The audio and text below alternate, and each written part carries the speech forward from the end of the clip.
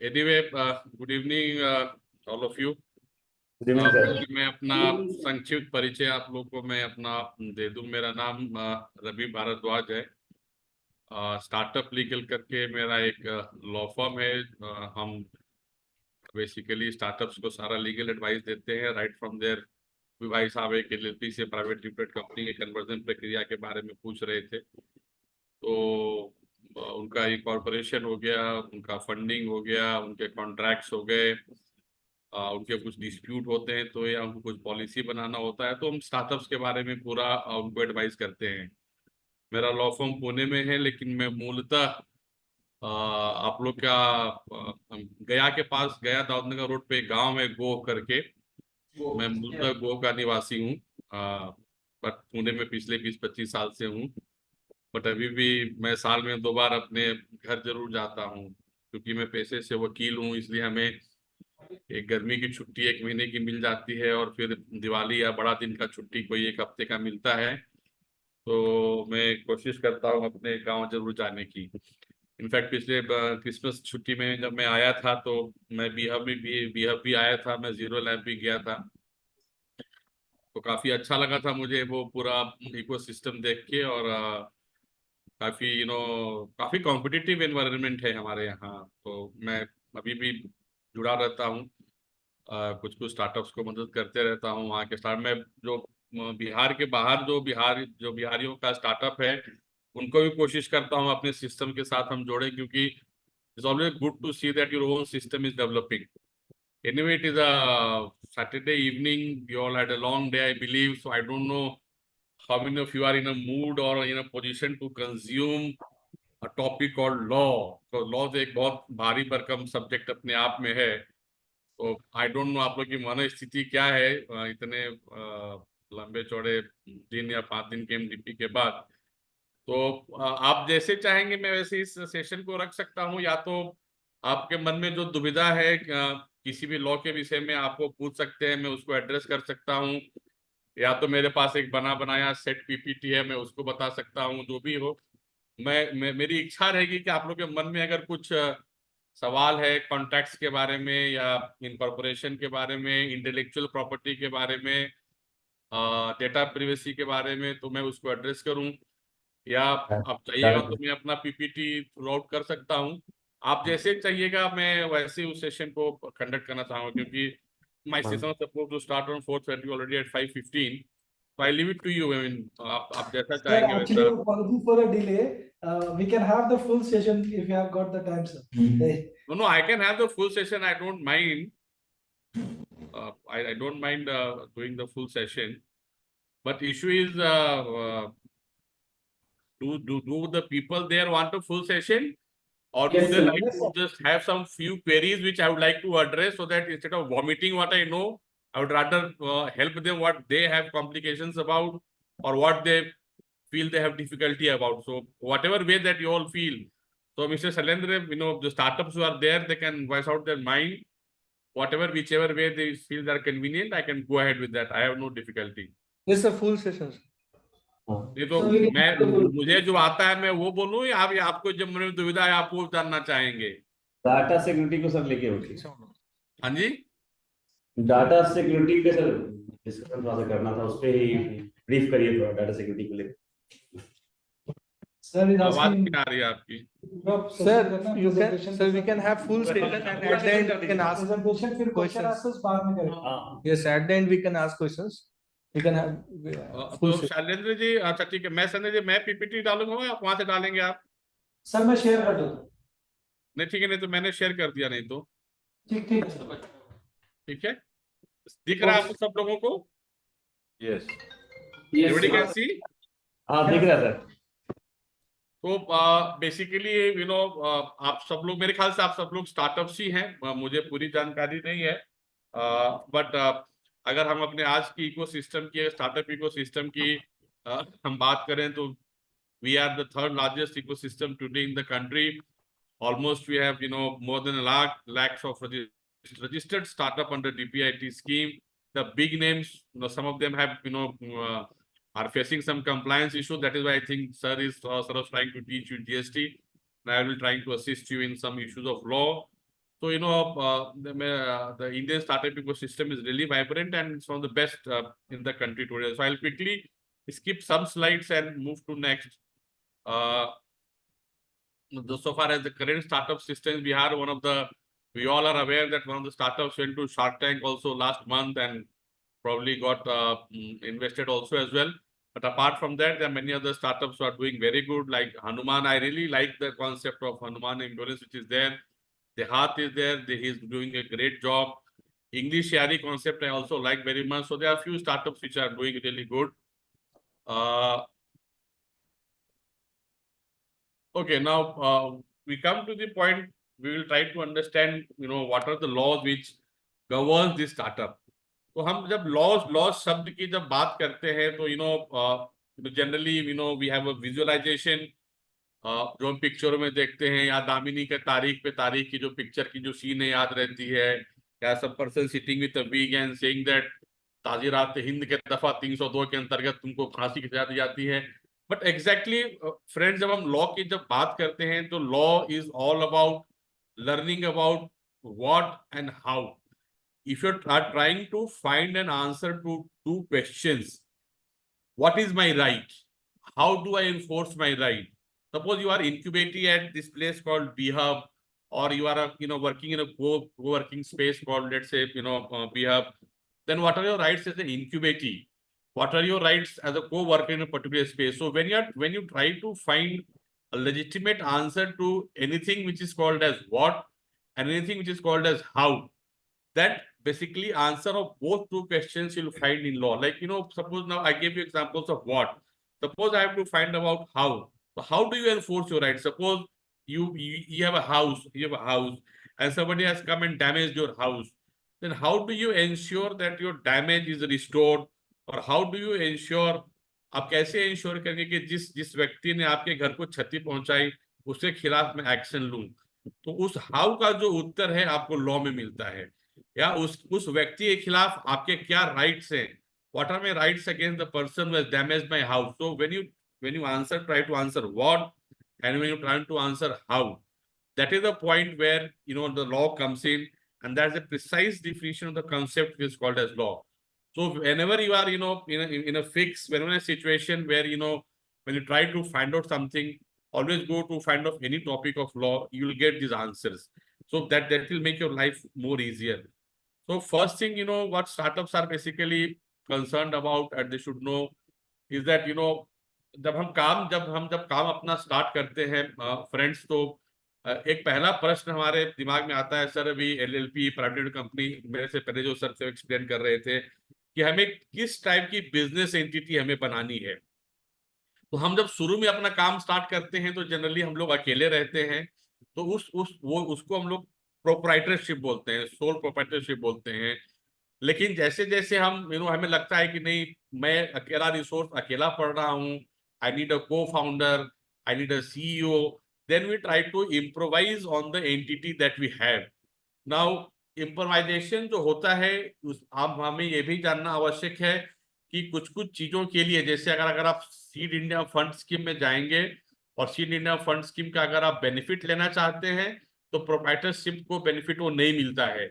आपको बेनिफिट तभी मिलता है जब आप या तो लिमिटेड लायबिलिटी पार्टनरशिप के रूप में रजिस्टर्ड हैं, या अगर आप एक कंपनी के रूप में रजिस्टर्ड हैं. तो ये आपको निश्चित करना पड़ता है कि आप किस स्टेज पे अपने आप को सोल प्रोप्राइटर से एक कंपनी में ट्रांसफर हो रहे हैं, सोल प्रोप्राइटर से एक लिमिटेड लायबिलिटी पार्टनरशिप में ट्रांसफर हो रहे हैं. आपको ये भी एक निर्णय लेना पड़ता है कि मैं एक लिमिटेड लायबिलिटी पार्टनरशिप बनाऊं या मैं कंपनी बनाऊं. और वो निर्णय लेते समय हमें कुछ चीजों का ध्यान रखना पड़ता है कि जैसे अगर आप किसी को, जैसे आप एक कंपनी एक स्तर पे पहुंच जाती है जहां पे आपको इन्वेस्टमेंट चाहिए, suppose you want investment in particular आपके स्टार्टअप में, तो उस समय जनरली जो बाहर के इन्वेस्टर्स जो होते हैं friends, they basically look for a company. Because company में क्या होता है, इक्विटी होती है, एंड उसमें जो उसका जो कंपनी लॉ का जो पूरा ढांचा है इट्स वेरी स्ट्रक्चर्ड. जो लिमिटेड लायबिलिटी पार्टनरशिप का जो लॉ है it's quite vague as on today, it's not at fully structured. उसका जूरिस्प्रूडेंस बहुत पुराना नहीं है.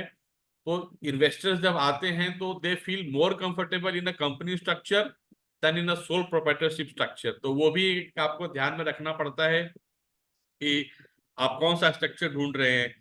फिर जब आपको बहुत सारे ऐसे गवर्नमेंट स्कीम्स हैं जहाँ पे कुछ कुछ जो बेनिफिट्स है कंपनी को मिलते हैं लेकिन लिमिटेड लाइबिलिटी पार्टनरशिप को नहीं मिलते हैं, तो वो जो आपका जो सेक्टोरल फोकस है, जो अलग अलग जो से एग्रीटेक होता है, एडटेक होता है, स्पेस टेक होता है, तो उस हिसाब से भी आपको एक ध्यान में रखना पड़ता है कि हमें कौन सा एंटिटी चूज करना है।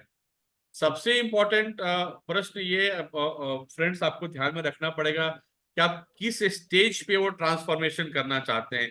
आप लोगों में से कितने लोग रजिस्टर्ड कंपनी हैं या पार्टनरशिप हैं, या कितने लोग सोल प्रोप्राइटरशिप हैं। कुछ कुछ प्राइवेट कुछ लोग ऐसे भी हैं जो लोग मेरे ख्याल से neither they are partnership nor they are company, right? I can see that somebody people are there who are not yet partnership or a company. Yes, sir. Is it right? So it is very important that you also decide which stage, at which stage you have to transform yourself. Because क्या होता है, see, the moment you get yourself transferred to a company or a limited liability partnership, compliances आपके start हो जाते हैं। आपको CS रखना पड़ता है, CA रखना पड़ता है, सर जैसे GST कंसल्टेंट भी आपको रखने पड़ते हैं, वकील भी रखना पड़ेगा शायद आपको हमारे जैसे। तो ये कंप्लायंस का भी एक लंबा सा तांता चालू हो जाता है। तो आपको ये देखना है कि आपका जो प्रोडक्ट है या आपका जो सर्विसेज है वो किस स्टेज पे डेवलप हो गया है, आप कब रेवेन्यू बनाना चालू कर सकते हैं। तो सिर्फ ये समझ के कि हमें कंपनी या पार्टनरशिप बनाना है, ये समझ के मत बनाइए। आपका जो भविष्य की जो आपकी प्लानिंग है, आपकी जो लाइबिलिटी आने वाली है, आपका जो कंप्लायंस होने वाला है, ये सब सोच के भी ये निर्णय आपको लेना चाहिए कि आप एंटिटी में कब ट्रांसफॉर्म करेंगे। नेक्स्ट फ्रेंड्स, एक बार जब आपका काम स्टार्ट हो जाता है, the most important thing that this becomes the most primary element in any relationship, that is that you enter into a contract. आप अगर ऐप बनवा रहे हैं या आप अपना वेबसाइट बनवा रहे हैं, या लेट से आप अपना कैनवा पे कुछ डिजाइन्स बनवा रहे हैं, any commercial arrangement that you enter into is basically a contract. Please remember, it may be written, it may be unwritten also as well. It is not necessary, friends, that a contract to be entered into has to be necessarily in writing. ये मेरे से बहुत startup लोग पूछते हैं कि sir हमने stamp paper पे कॉन्ट्रैक्ट साइन नहीं किया है, वो वैलिड है क्या? प्लीज अंडरस्टैंड, आप अगर मेरा स्लाइड देख पा रहे हैं तो पहला item, this is a Latin term friends which is called as consensus ad idem. एक लॉ में हम जब हमने लॉ स्टार्ट की थी पढ़ना कॉन्ट्रैक्ट एक्ट, तो हमें पहला ये टर्म सिखाया जाता है which is called as consensus ad idem. It's called as basically meeting of minds, मन का मिलना। एक दूसरा मन का मिलना भी होता है लेकिन हम उस पर नहीं जाएंगे।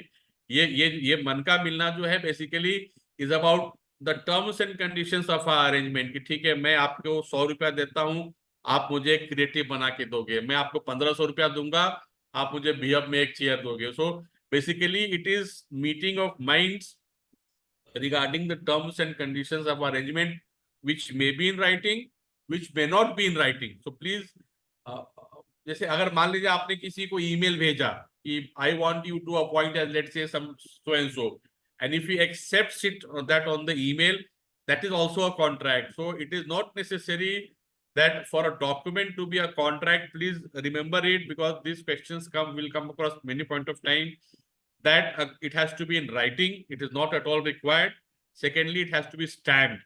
ऐसा कोई रिक्वायरमेंट नहीं है। थर्ड, लोग बोलते हैं कि हमें नोटरी करानी है, तो ये भी कोई आवश्यकता नहीं होती until and unless, सपोज हम जैसे अगर सेल डीड कर रहे हैं, अगर हम कहीं पे किसी की संपत्ति खरीद रहे हैं या हम फ्लैट खरीद रहे हैं, then law requires that document has to be in writing. Until and unless the requirement of law that a document or a contract has to be in writing, a contract has to be stamped, a contract has to be signed, there is no requirement of all these things. Any arrangement in which there is meeting of minds is a contract, and that is enforceable. Please remember that. Then आप लोगों को किस किस type के contracts आप लोग को sign करने पड़ते हैं स्टार्टअप। सबसे पहला तो I do not know how many of you are working alone, how many of you have co-founders with you. कितने लोग के पार्टनर्स हैं कंपनी में या को फाउंडर्स हैं? Almost आप लोगों ने everyone. को फाउंडर एग्रीमेंट किया है? No sir, no sir. हाँ, Yes sir. किया है? Yes sir. नो सर, नहीं किए हैं। नहीं किया है। तो आप मुझे बताइए कि अगर एक को फाउंडर अगर आपको बोलता है कि भैया मैं कल से कंपनी छोड़ के जा रहा हूं, तो आप क्या करेंगे? What will you do? He may go and start the same business. आप लोग जो दोनों साथ में मिलके जो काम कर रहे हैं वही बिजनेस वो अलग जाके स्टार्ट कर सकता है। वो सोचेगा यार 10 रुपए का मालिक 5-5 रुपए क्यों बनूं, मैं अकेला 10 रुपए का मालिक बनूंगा। तो ये सबसे इंपॉर्टेंट, ये फ्रेंड्स बहुत जरूरी है कि जब आप दो लोग साथ में जब आप बिजनेस करते हैं, देन प्लीज एंश्योर दैट आप एक को फाउंडर एग्रीमेंट करें। Please do not ignore this. और क्या होता है, हम बहुत सारी चीजों को ध्यान, वो जैसे बचपन में होता है ना, चोट लगे चलो, चोट लग गया, घाव हो गया, ठीक हो जाएगा, ऐसा नहीं करें प्लीज। क्योंकि ये सब चीजें बाद में बहुत इंपॉर्टेंट है। क्योंकि आप जो everything is your intellectual property, आपका जो कॉन्सेप्ट है, आपका जो आइडिया है, ये सब कुछ आपकी अपनी इंटेलेक्चुअल सब चीज आपकी बौद्धिक संपदा है। कल को आपको पार्टनर बाहर चला जाता है, कॉम्पिटिंग बिजनेस स्टार्ट करता है, तो आप क्या करेंगे? तो ये बहुत जरूरी है कि आपका आइडिया, आपका मेहनत, ये सब प्रोटेक्ट होना चाहिए। और to protect that it is very important that you should have a proper को founder agreement. Many of you may be having employees, I do not know आप लोगों ने कितने, आप how many of you have employees at your company? आपने proper employment agreement किया है? Yes sir. उस एम्प्लॉयमेंट एग्रीमेंट में नॉन कम्पीट क्लॉज है, कॉन्फिडेंशियलिटी क्लॉज है, ये सब है या एग्रीमेंट ही नहीं है? Yes sir. तो उसमें कॉन्फिडेंशियलिटी क्लॉज है, नॉन कम्पीट क्लॉज है, ये सब क्लॉजेज आपने डाले हैं? Yes sir, सारे क्लोजेस। हाँ, intellectual property, suppose as a employee अगर वो कुछ डेवलप करता है, आईपी डेवलप करता है, तो वो इंटेलेक्चुअल प्रॉपर्टी किसका है? उसमें आईपी क्लॉज है उस एम्प्लॉयमेंट एग्रीमेंट में? Yes sir. हाँ, यस सर। तो ये चीज अगर है आपके पास है तो अच्छा है, मुझे पता नहीं बहुत लोगों के पास है कि नहीं है। तो ये भी it is equally important friends, that आप किसी को जब एम्प्लॉय बनाते हैं तो it is very important that you all should enter into a proper employment. क्योंकि ये चीज आप ख्याल रखिएगा कि जो आपके दिमाग में जो आइडिया है वो बहुत प्रीशियस है, इट्स इनवैल्यूएबल। तो उसको प्रोटेक्ट करने के लिए आपको, जैसे आपका एम्प्लॉय मान लीजिए छोड़ के चला जाएगा, किसी दूसरे के साथ मिल जाएगा, आपके कॉम्पिटिटर के साथ मिल जाएगा, तो आप क्या करेंगे? आपके पास क्या रेमेडी है?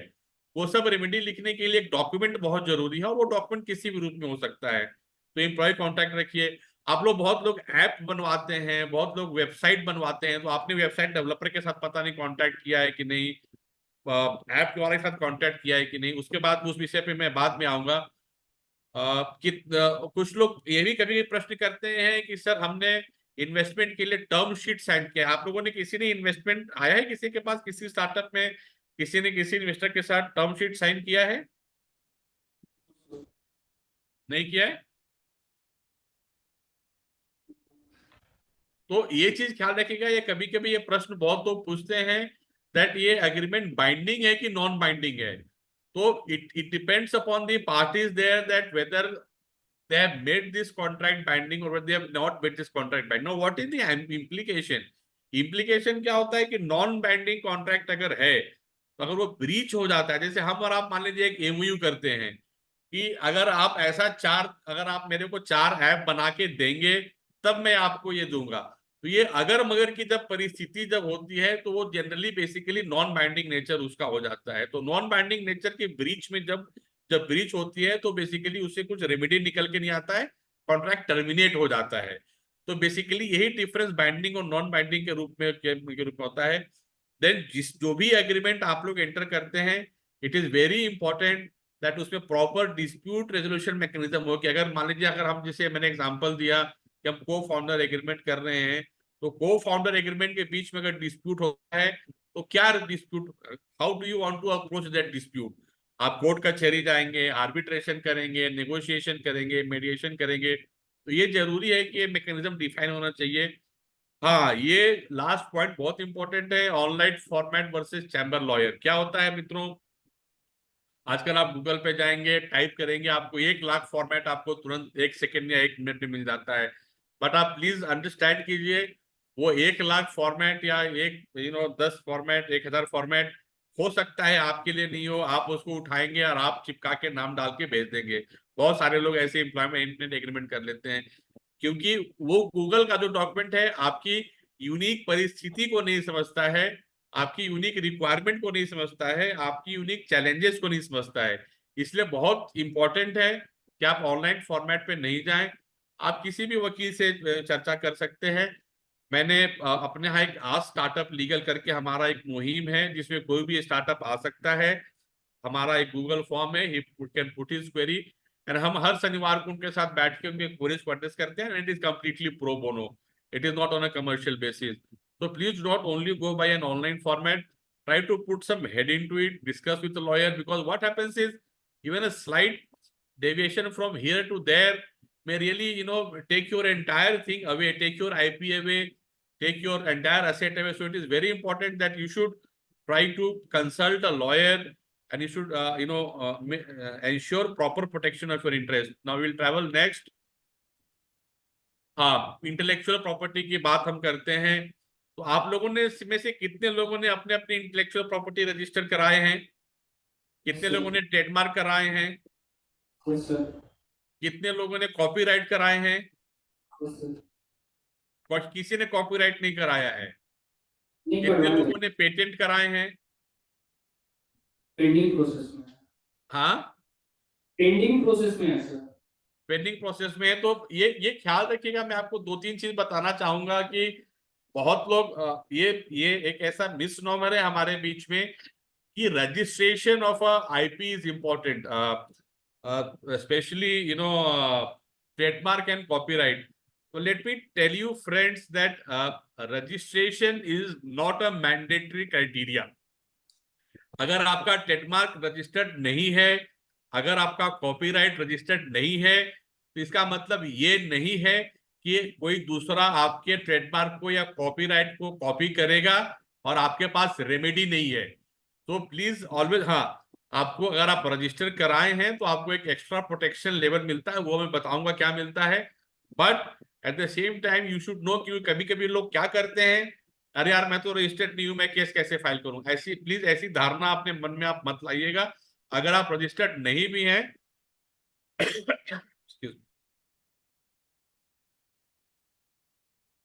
तो भी लॉ आपको उतना ही लेवल ऑफ प्रोटेक्शन देता है जो एक रजिस्टर्ड ट्रेडमार्क को मिलता है, जो एक रजिस्टर्ड कॉपीराइट को मिलता है। आप जो भी लोग ट्रेडमार्क रजिस्टर करते हैं, मेरा आपको ये भी सजेशन रहेगा कि आप कॉपीराइट रजिस्टर किया करें, क्योंकि आप ये ख्याल रखिएगा कि ट्रेडमार्क का जो प्रोटेक्शन है वो एक सिर्फ पर्टिकुलर क्लास को मिलता है, it is only to a particular class. But copyright का जो प्रोटेक्शन है वो यूनिवर्सल मिलता है, वो इट इज नॉट रेस्ट्रिक्टेड। मैं क्लास से आपको बताना चाहूंगा कि किसके पास ट्रेडमार्क है यहाँ पे? यस सर, है सर। कौन से क्लास में है आपका? सर एक 10 में है, एक 44 में है, 20 में। करेक्ट। तो आपका जो ट्रेडमार्क है आपको वो क्लास 10, 44 और 24 में ही प्रोटेक्शन देगा। लेकिन अगर आपका जो वो ट्रेडमार्क है, अगर कोई मान लीजिए क्लास 10 के बाहर अगर यूज कर रहा है तो आप क्या करेंगे? क्लास 10 या 44 के बाहर अगर सेम ट्रेडमार्क कोई अगर यूज कर रहा है तो आप क्या करेंगे, जरा बताइए। तो इसीलिए जरूरी है कि आप साथ में कॉपीराइट भी रजिस्टर कराइए, क्योंकि कॉपीराइट आपको एक होलिस्टिक प्रोटेक्शन देता है, एक यूनिवर्सल प्रोटेक्शन देता है जो ट्रेडमार्क नहीं दे पाता है। और अगर आप रजिस्टर्ड स्टार्टअप है डीपीआईटी के साथ, तो आप लोग को फीस में भी काफी कंसेशन मिलता है, तो उसके लिए कोई ज्यादा और process is completely online. You have to go there, fill up a form, and it doesn't take much of a hassle to register a copyright at all. Then आप जब अपना वेबसाइट डेवलप कराने के लिए किसी को देते हैं, आप जब अपना ऐप डेवलप करा के देते हैं, तो आप क्या उनके साथ एग्रीमेंट करते हैं या नहीं करते हैं? यस सर, करते हैं। तो आप ये ख्याल रखिएगा कि जो आपका जो वेबसाइट है, आपका जो ऐप है, they all form part of a copyright. और कॉपीराइट में फ्रेंड्स 2 कॉन्सेप्ट होता है, एक होता है ऑथर का और एक होता है ओनर का। तो जो भी आपका ऐप बनाता है, जो भी आपका वेबसाइट बनाता है, he always remains the author of your app, and he always remains the author of your website.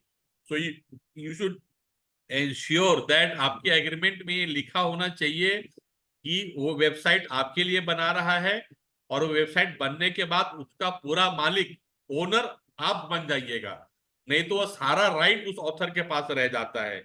Therefore, when you are making a website, और ऐसे बहुत सारे डिस्प्यूट्स होते हैं फ्रेंड, जब वेबसाइट बनाने वाले में, ऐप बनाने वाले में और स्टार्टअप में झकझक हो जाता है, and they are fighting about each other, and then fellow, आप लोग का जो सोर्स कोड होता है, जो ऐप का सोर्स कोड होता है, वो आपकी प्रॉपर्टी है। तो आप जब ऐप बनवाने के बाद पूरा का पूरा सोर्स कोड अपने को ट्रांसफर कराए कीजिए, बिकॉज बहुत लोग क्या करते हैं, ऐप बना लेते हैं, सोर्स कोड वो ऐप वाले के पास ही रह जाता है, ऑब्जेक्ट कोड वो ऐप वाले के पास ही रह जाता है। तो अगर आपको उस ऐप में अगर मॉडिफिकेशन करना पड़ता है तो आप क्या करेंगे उस समय? उस समय आप उस ऐप वाले के पास जाएंगे, अगर उसको बदमाशी करनी है तो बोलेगा मेरे पास कुछ नहीं है, मेरे को एक्स्ट्रा पैसा दो। Therefore, it is important that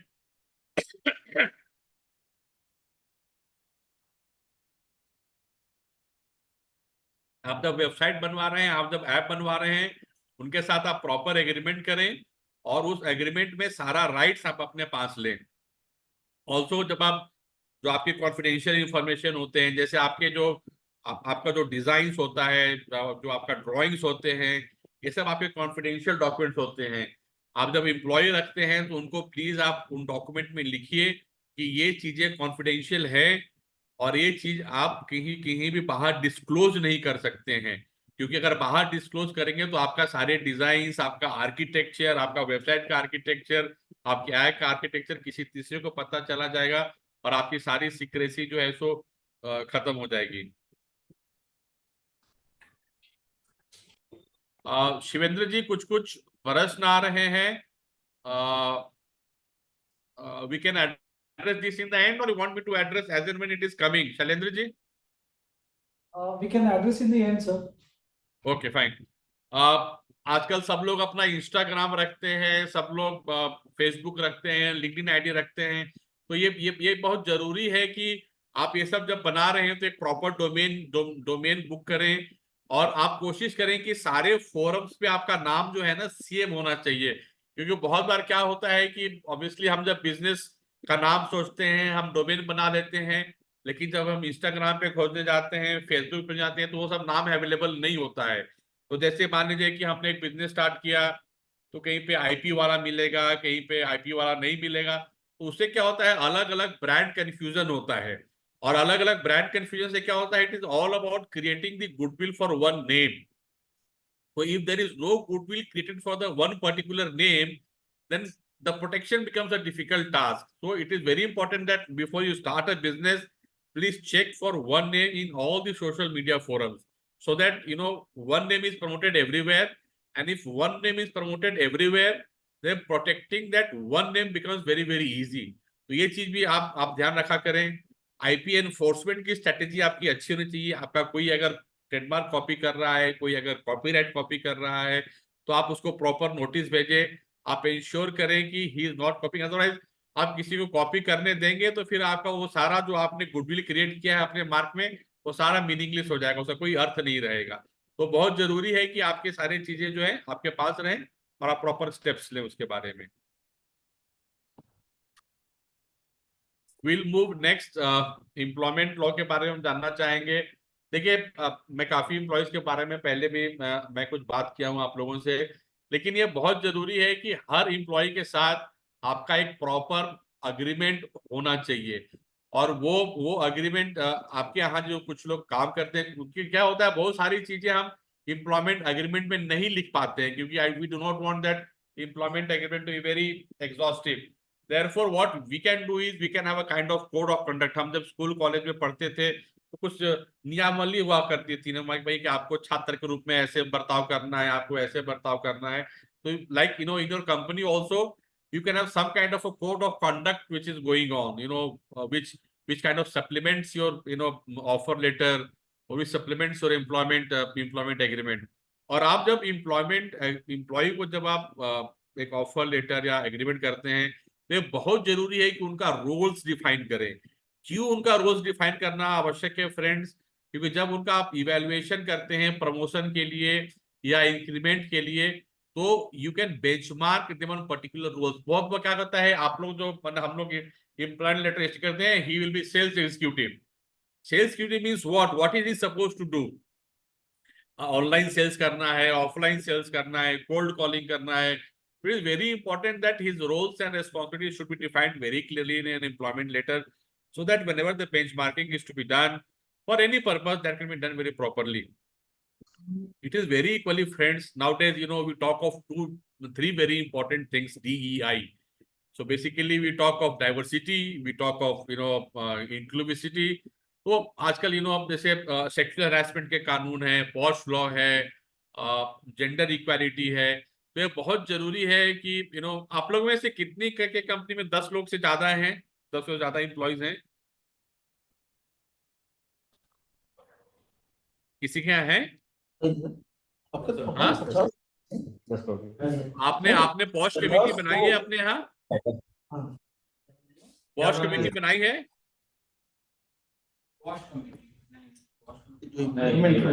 उसमें ESI PF करना पड़ता है 10 से ज्यादा। नहीं, ESI अलग चीज है, मैं पॉश कमेटी पूछ रहा हूँ। हाँ, तो ये बहुत जरूरी है कि जो भी वर्क प्लेस एथिक्स के साथ जो जरूरी है, तो वो सब जो इंक्लूसिविटी है, सो दैट एक जो अगर कोई स्त्री कॉलीग हमारे साथ काम कर रही है, तो कोई महिला कर्मचारी काम कर रही है, तो उनको जो लॉ में प्रोटेक्शन है, उसके लिए पॉश कमेटी बहुत जरूरी है। Even though there is no female working under your company and if you are more than 10 you need to have a POS committee. Then you also need to be very compliant. क्या होता है, बहुत बार हम salary UPI से transfer कर देते हैं। मैं बहुत बार देखता हूँ कि ठीक है भैया आप, तो ये सब गलत है। वो एम्प्लॉय है, आपको उसका टीडीएस काटना है, काटा हुआ टीडीएस जमा करना है। और एम्प्लॉयज का जो टर्मिनेशन प्रोसीजर जो होता है, वी लिव इन एज, हम लोग देखते रहते हैं, गूगल ने आज 2000 लोगों को निकाल दिया, मैकेंजी ने 5000 लोगों को निकाल दिया, माइक्रोसॉफ्ट चला, तो क्योंकि उनके पास एक प्रॉपर टर्मिनेशन पॉलिसी है। वो बड़े बड़े कंपनी क्या करते हैं, उनके पास एक प्रॉपर टर्मिनेशन पॉलिसी होती है। तो आपको भी ये इंश्योर करना चाहिए कि आपके जो एम्प्लॉयज हैं, उनका प्रॉपर टर्मिनेशन पॉलिसी आपको होना चाहिए कि 1 महीने का नोटिस है, 2 महीने का नोटिस है, क्या है, और अगर टर्मिनेशन के बाद क्या करना है, आप कितने दिन तक किसी कॉम्पिटिटर को नहीं ज्वाइन कर सकते हो। तो ये सब जरूरी है कि टर्मिनेशन पॉलिसी प्रॉपर डिफाइंड होना चाहिए। और आपके यहाँ पॉजिटिविटी होनी चाहिए। मैंने डाइवर्सिटी की बात की, आजकल डाइवर्सिटी की बात चलती है, इंक्लूसिविटी की बात चलती है। तो it is very important that person from all gender, all class, even a transgender, so they all should be part of your culture. We should not discriminate with them on any grounds. Somebody talked to me about data privacy and security to start with. तो ये पूरा concept एक बड़ा famous supreme court case law था 1994 के आसपास का, R Rajagopal versus union of India. तो राइट टू प्रिवेसी जो है फ्रेंड्स, वो ऐसा कोई अभी एक कानून बना है, बट कहीं पे right to privacy as such हमारे यहाँ राइट नहीं था। It was not declared to be और codified in any law that you have a particular right. तो there is a concept of judicial rights. हमारे यहाँ जो एक कॉन्सेप्ट है, जिसको हम जुडिशियल राइट बोलते हैं। तो जुडिशियल राइट्स क्या होता है मित्रों, कोई भी राइट जो कहीं कानून के किताब में नहीं लिखा हो या हमारे संविधान में नहीं लिखा हो, लेकिन कोर्ट उसको डेराइव करती है depending upon a different circumstance. अलग अलग जब केस आते हैं, अलग अलग जब माहौल बनता है जुडिशरी के सामने, तो उस समय जब कोर्ट को उचित लगता है कि this should be a fundamental right और this should be a right, तो देन कोर्ट जो होता है उस राइट को डिक्लेयर करता है as a right, then that becomes a judicial right. आपको मैं एग्जांपल दूंगा, राइट टू लाइवलीहुड, जीविका का अधिकार। अभी बहुत जगह लिविंग चार्टर बन गया है, लेकिन जब बहुत पहले 25-30 साल 40 साल पहले की बात है, राइट टू लाइवलीहुड एक फंडामेंटल राइट नहीं था। बड़ी फेमस के केस हुआ था Olga Tellis versus state of Bombay का। उस समय का कुछ लोग स्लम पे रहते थे, तो उनको हटा दिया गया था। तो सुप्रीम कोर्ट ने राइट टू लाइवलीहुड का एक फंडामेंटल राइट दिया था। तो वैसी डेटा प्रिवेसी, जो प्रिवेसी का जो कॉन्सेप्ट है हमारे यहाँ पहले नहीं था। सुप्रीम कोर्ट ने राइट टू प्रिवेसी को एक जुडिशियल राइट का एक स्वरूप दिया था under article 21। So that is how it took a nature of something called as privacy. Now हम जब डेटा प्रिवेसी की बात करते हैं, तो लोग बहुत लोग आप लोग आई थिंक टेक सेक्टर में होंगे, आईटी में होंगे, तो data is the next gold mine, data को नेक्स्ट माइन कहा जाता है, because everything today is happening on the data, data science, data analytics, data matrix, क्या नहीं हो रहा डेटा पे, डेटा पे बहुत सारी चीजें हो रही हैं। और लेटली अभी कुछ महीने पहले पूरा डेटा का पूरा कानून पास हो गया है। तो वाई फ्रेंड्स, और खास करके जो स्टार्टअप्स होते हैं, ई कॉमर्स के स्टार्टअप्स होते हैं, B2C के जो स्टार्टअप्स होते हैं, ये बहुत सारे डेटा से डील करते हैं, बहुत सारे पर्सनल सेंसिटिव इंफॉर्मेशन से डील करते हैं। जैसे हमारा नाम हो गया, हमारा टेलीफोन नंबर हो गया, हमारा ईमेल आईडी हो गया, हमारा पर्टिकुलर हमारा आधार नंबर हो गया, या सम मार्क हो गया, कोई बीमारी हो गई, जैसे हॉस्पिटल्स हैं जिनको हमारे बीमारी के बारे में जानकारी होती है। तो ये सब चीजें जो है लॉ एक पर्सनल सेंसिटिव इंफॉर्मेशन के रूप में डिफाइन करती है, और ये भी बोलती है कि बिना मेरे इच्छा के या बिना मेरे परामर्श के आप उस डेटा को किसी दूसरे को डिस्क्लोज नहीं कर सकते हैं। हमारे यहाँ लॉ डेवलप हो रहा है। यूरोप में दे समथिंग कॉल्ड GDPR, आप लोग को पता होगा।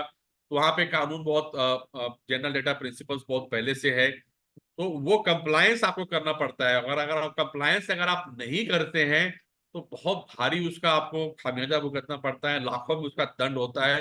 तो डेटा प्रिवेसी एज अ कानून अगर हम समझते हैं तो क्या है बेसिकली, वो बेसिकली पहला राइट है, राइट टू फॉरगेट। अगर मैंने आपको डेटा किसी चीज के लिए अगर दिया है और कुछ समय के बाद मैं चाहता हूं कि नहीं मुझे मेरा डेटा वापस चाहिए या मुझे मेरा डेटा आप डिलीट कर दीजिए, then I can write it to you and then you are obliged to delete my data. आपको मेरा डेटा डिलीट करना पड़ेगा, आप मेरी इच्छा के बिना मेरा डेटा आप नहीं रख सकते हैं। देन राइट टू रिट्रीव, अगर आपने मेरा डेटा डिलीट कर दिया है and you are under an obligation to keep the data for a particular time, जैसे पहले हमारे यहाँ लॉ हुआ करता था कि मार्कशीट जो है उसको आपका 12 साल तक रहेगा, तो 12 साल तक मैं कभी भी जाके मार्कशीट अपना मांग सकता था। तो राइट टू रिट्रीव का भी एक राइट होता है कि मैं आप जो मेरा डेटा है आप डेटा रूम में रखिए, मैं जिस समय चाहूंगा वो डेटा मैं आपसे आपसे मांग सकता हूँ। इंपॉर्टेंट चीज क्या है friends, you need to understand is आपको उसका बहुत सारा प्रोटोकॉल बनाना पड़ता है, under the IT this thing, कि डेटा लीक नहीं हो। क्योंकि क्या होगा, अगर डेटा लीक हो जाएगा देन एक तो आप अपना गुडविल खो दीजिएगा मार्केट में, आप अपना रेपुटेशन खो दीजिएगा, and then you will lose your entire name and business. So you'll have to develop quite secure protocols also. So there is a proper encryption होना चाहिए, प्रॉपर एक्सेस कंट्रोल होना चाहिए। नाउ एक्सेस कंट्रोल से क्या आप समझते हैं, जैसे आपका कुछ कॉन्फिडेंशियल डेटा आपके सिस्टम में है या आपके सर्वर में है, तो उसको किसको एक्सेस है? Everybody is getting access. CEO को भी मिलता है क्या? अकाउंटेंट को भी मिलता है क्या? एसोसिएट को भी मिलता है क्या? Is everybody getting access? So you need to put proper access control over those data, because your data is your mind. उसके भी सिक्योरिटी फीचर्स आपको सारे बिल्ड करने पड़ते हैं उस सिस्टम में, तो ये बहुत इंपॉर्टेंट है। Now as and when the rules come up, as on today it's only an act as on today. तो एक्ट एज सच जब तक हमारे रूल्स नहीं आ जाते हैं तब तक तो ये अभी जो पूरा कानून जो डेटा का पास हुआ है इसके बारे में पूरा स्वरूप क्या होगा कहना मुश्किल है। लेकिन एज एंड व्हेन जब रूल्स आ जाएंगे तब इसका जो है the cloud will get more clear and then we have a proper more meaningful discussion and that what controls that we need to and do to ensure proper data control. Insurance is very important topic that you need to understand friends. क्या होता है कि हम बहुत सारे ऐसी चीजों से डील करते हैं जिसमें हम थर्ड पार्टी के साथ हमारा इन्वॉल्वमेंट रहता है। वहां पे कुछ जैसे हम अपनी गाड़ी की इंश्योरेंस कराते हैं, हम अपनी मेडिकल की इंश्योरेंस कराते हैं। तो ये जो पूरा जो इंश्योरेंस का कॉन्सेप्ट जो है एक लॉ में हमारे यहाँ कॉन्सेप्ट है फ्रेंड्स, उसको हम बोलते हैं इंडेमनिटी। ये जो पूरा कॉन्सेप्ट इंश्योरेंस का जो है वो इंडेमनिटी पे चलता है। इंडेमनिटी का कॉन्सेप्ट क्या बोलता है? इंडेमनिटी का concept basically says that the loss has to be made good. जो भी खर्च हुआ है जैसे मान लीजिए कोई हॉस्पिटल में चला गया है तो मान लीजिए लाख रुपए लग गए, 50 लाख लग गए, 10 लाख लग गए, तो वो पैसा दूसरा आदमी भरता है। तो the concept is when the third person page for the money that you have lost or that you have incurred, that is basically called as indemnity. So जो ये पूरा जो इंश्योरेंस लॉ का जो कॉन्सेप्ट है उसको हम इंडेमनिटी बोलते हैं। और ये क्यों जरूरी है? जैसे एक कीमैन इंश्योरेंस होता है, हम कंपनीज लॉ में अगर आप जो कंपनी लॉ जानते हैं, जैसे डायरेक्टर्स होते हैं, की पर्सन होते हैं, उनसे कुछ गलती हो जाती है, या जो डॉक्टर्स होते हैं हॉस्पिटल में उनसे कुछ गलती हो जाती है, तो उनके गलती के लिए मान लीजिए उनसे गलती से किसी को क्षति पहुंच जाती है, तो हम उस पर क्लेम करते हैं। जैसे मान लीजिए कोई प्रोडक्ट है, मान लीजिए यहाँ पे कोई प्रोडक्ट स्टार्टअप है, किसी को मान लीजिए किसी को प्रोडक्ट भेजना है, और अगर मान लीजिए उसने इंश्योरेंस नहीं करके रखा है, तो रास्ते में कहीं पे ट्रक गिर गया, कहीं पे ट्रक में आग लग गया, तो आप क्या करेंगे? एक तो कस्टमर ने तो आपको पैसे दे दिए, आपने वो पैसे कंज्यूम किए, करेक्ट, वो पैसे कंज्यूम करके आपने मटेरियल बनाया, आपने अपने कस्टमर भेजा, बट आपके पास इंश्योरेंस नहीं था और वो गुड्स जो है डैमेज हो गए, then you have to cover from your own pocket. Therefore, that is the time where insurance becomes very, very important for you. So please understand that insurance जो है आपका जो रिस्क है, आपके उस रिस्क को मिटिगेट करता है। तो ये बहुत इंपॉर्टेंट है। लोग इंश्योरेंस को बेसिकली मेडिकल या गाड़ी इसी इंश्योरेंस के रूप में आजकल देखते हैं, तो ऐसा ही आवश्यक नहीं है। आप अपने बिजनेस को भी प्रोटेक्ट कर सकते हैं, बिजनेस रिस्क को भी प्रोटेक्ट कर सकते हैं, बिजनेस लॉसेस को भी प्रोटेक्ट कर सकते हैं। तो यह बहुत जरूरी है कि आप उसके बारे में अध्ययन कीजिए कि आपका जो थर्ड पार्टी जो आपका डीलिंग है या थर्ड पार्टी कैलकुलेशंस है, कितना ज्यादा है, कहाँ कहाँ पे रिस्क की संभावना है, और उस सारे रिस्क को मैं इंश्योरेंस से कैसे प्रोटेक्ट कर सकता हूँ। और उसके हिसाब से, और इंश्योरेंस कोई बहुत ज्यादा महंगा नहीं होता है, क्योंकि एक इंश्योरेंस का कॉन्सेप्ट होता है और उसमें फिर री इंश्योरेंस का भी कॉन्सेप्ट होता है। तो उससे क्या होता है, आपको जो अननेसेसरी अपने पॉकेट से जो पैसे देने पड़ेंगे उसकी कोई आवश्यकता आपको नहीं होती है। तो that is another very important thing that you need to take care of. Now we talk of regulatory compliance.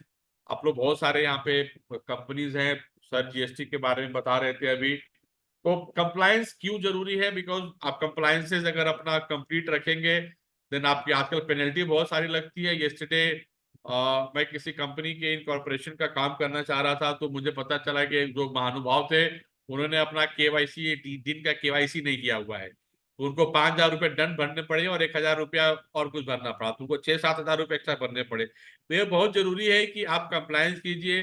TDS अगर आप किसी इंप्लॉय का काट रहे हैं तो टीडीएस भरिए, आप जीएसटी किसी का काट रहे हैं तो प्रॉपर जीएसटी भरिए। तो ये बहुत इंपॉर्टेंट है कि आप कंप्लायंस रहेगा तो आपका जीवन भी सुचारू रहेगा, और अननेसेसरी जो बाकी इतर जो सदर्स होता है उससे भी आप दूर रहेंगे। क्योंकि आजकल everything has become so open that you get notices कि आपने ये नहीं भरा, टाइम से भरा, आपने ये साइन नहीं भरा, आपने पीएफ नहीं भरा, तो वो क्या होगा, उसमें आपका बहुत सारा आपका एनर्जी जाएगा unnecessarily. You will be involved into lot of hassles which you are not required to involve yourself. Therefore, it is important that you should comply, make yourself compliant. You should also know what is the law which is developing. क्योंकि क्या होता है आजकल अलग अलग जो लोग IT sector में है, डीप फेक के बारे में कोई लोग जानते नहीं थे, अचानक से डीप फेक का कॉन्सेप्ट आ गया। विराट कोहली का कुछ अलग चेहरा बन रहा है, ऋषिका मंदाना का कुछ चेहरा अलग बन के आ रहा है, तो सरकार ने डीप फेक के बारे में कुछ नई पॉलिसी बनाई। तो law is evolving every day. So it is very important that you should, make yourself legally aware about what is happening, what is not happening. As I said, हमारे यहाँ एक आस्क लीगल स्टार्टअप लीगल का concept है, हमारा एक initiative है।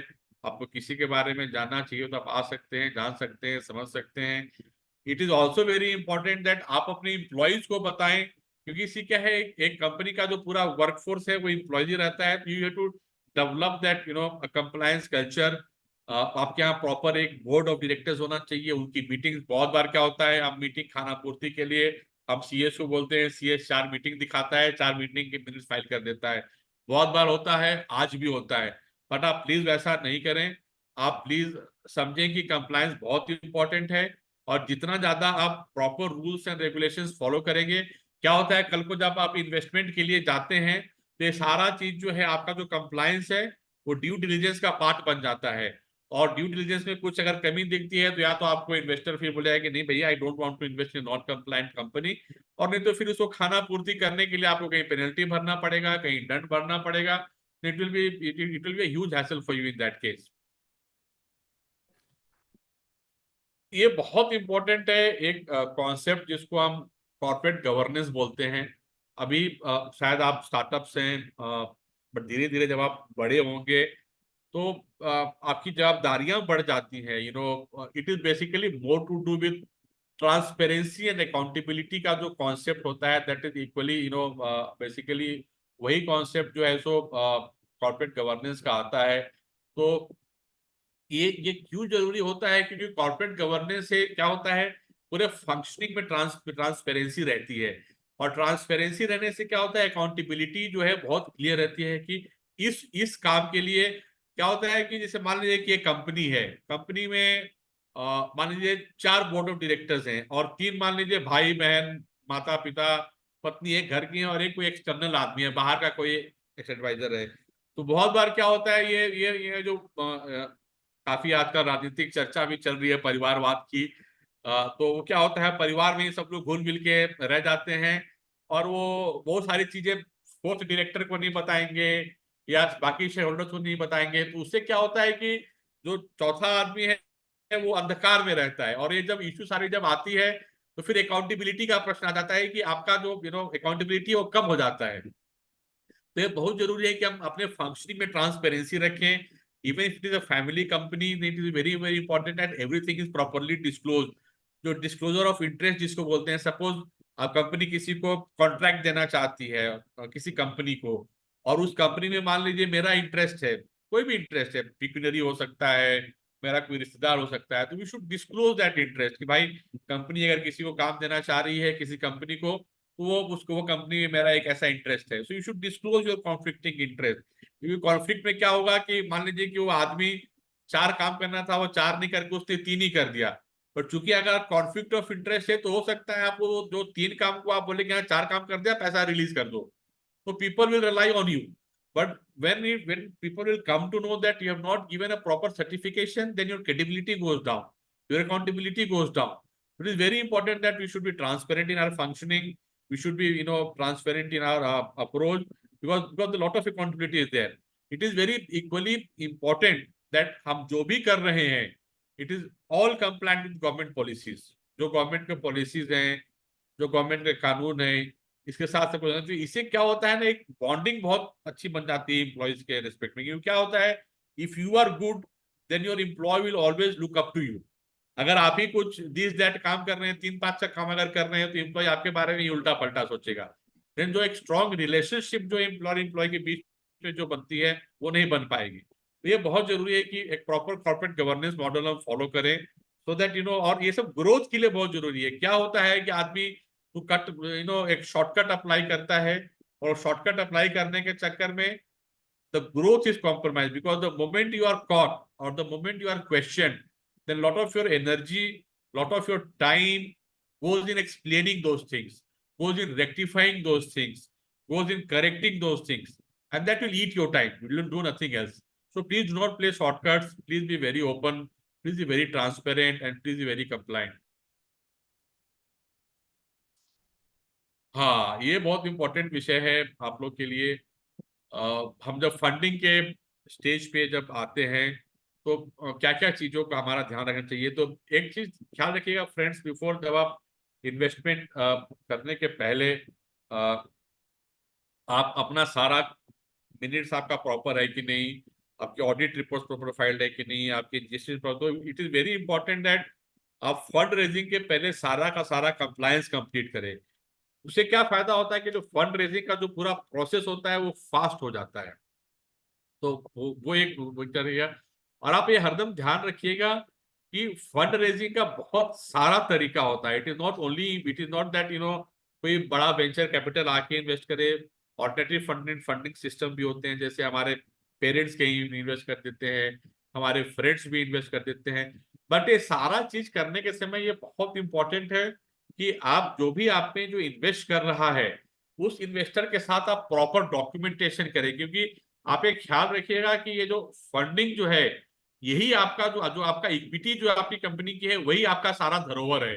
तो आप अपनी इक्विटी को कैसे कंट्रोल कर रहे हैं, आप अपनी इक्विटी को कैसे प्रोटेक्ट कर रहे हैं, और जो तीसरा बंदा जो आ रहा है कंपनी में investor, how are you trying to ensure that he is not becoming too much of a interfering for you. नहीं तो क्या होता है, कोई इन्वेस्टमेंट वाला लेके आता है और फिर वो दिस दैट चालू कर देता है। वो बोलेगा नहीं आप ऐसे करो, आप वैसे करो, मुझे ये पसंद नहीं है, मुझे वो पसंद नहीं है। देन आप उसका ईगो संभालने में आपका पूरा टाइम चल जाता है। It is very important that when you are entering into any kind of investment agreement with that person, then you should ensure that is a proper document, then you should also ensure that your rights, your obligation and his obligations are properly defined. बहुत बार लोग ये भी पूछते हैं कि sir मैं पैसा लेना चाहता हूँ, क्या मुझे कितना इक्विटी देना चाहिए? तो प्लीज फ्रेंड्स, आप ये रिमेंबर कीजिए, आप ये याद रखिए कि पैसा लेने के लिए इक्विटी देना ही सिर्फ एक ही रूट है, ऐसा कोई जरूरी नहीं है।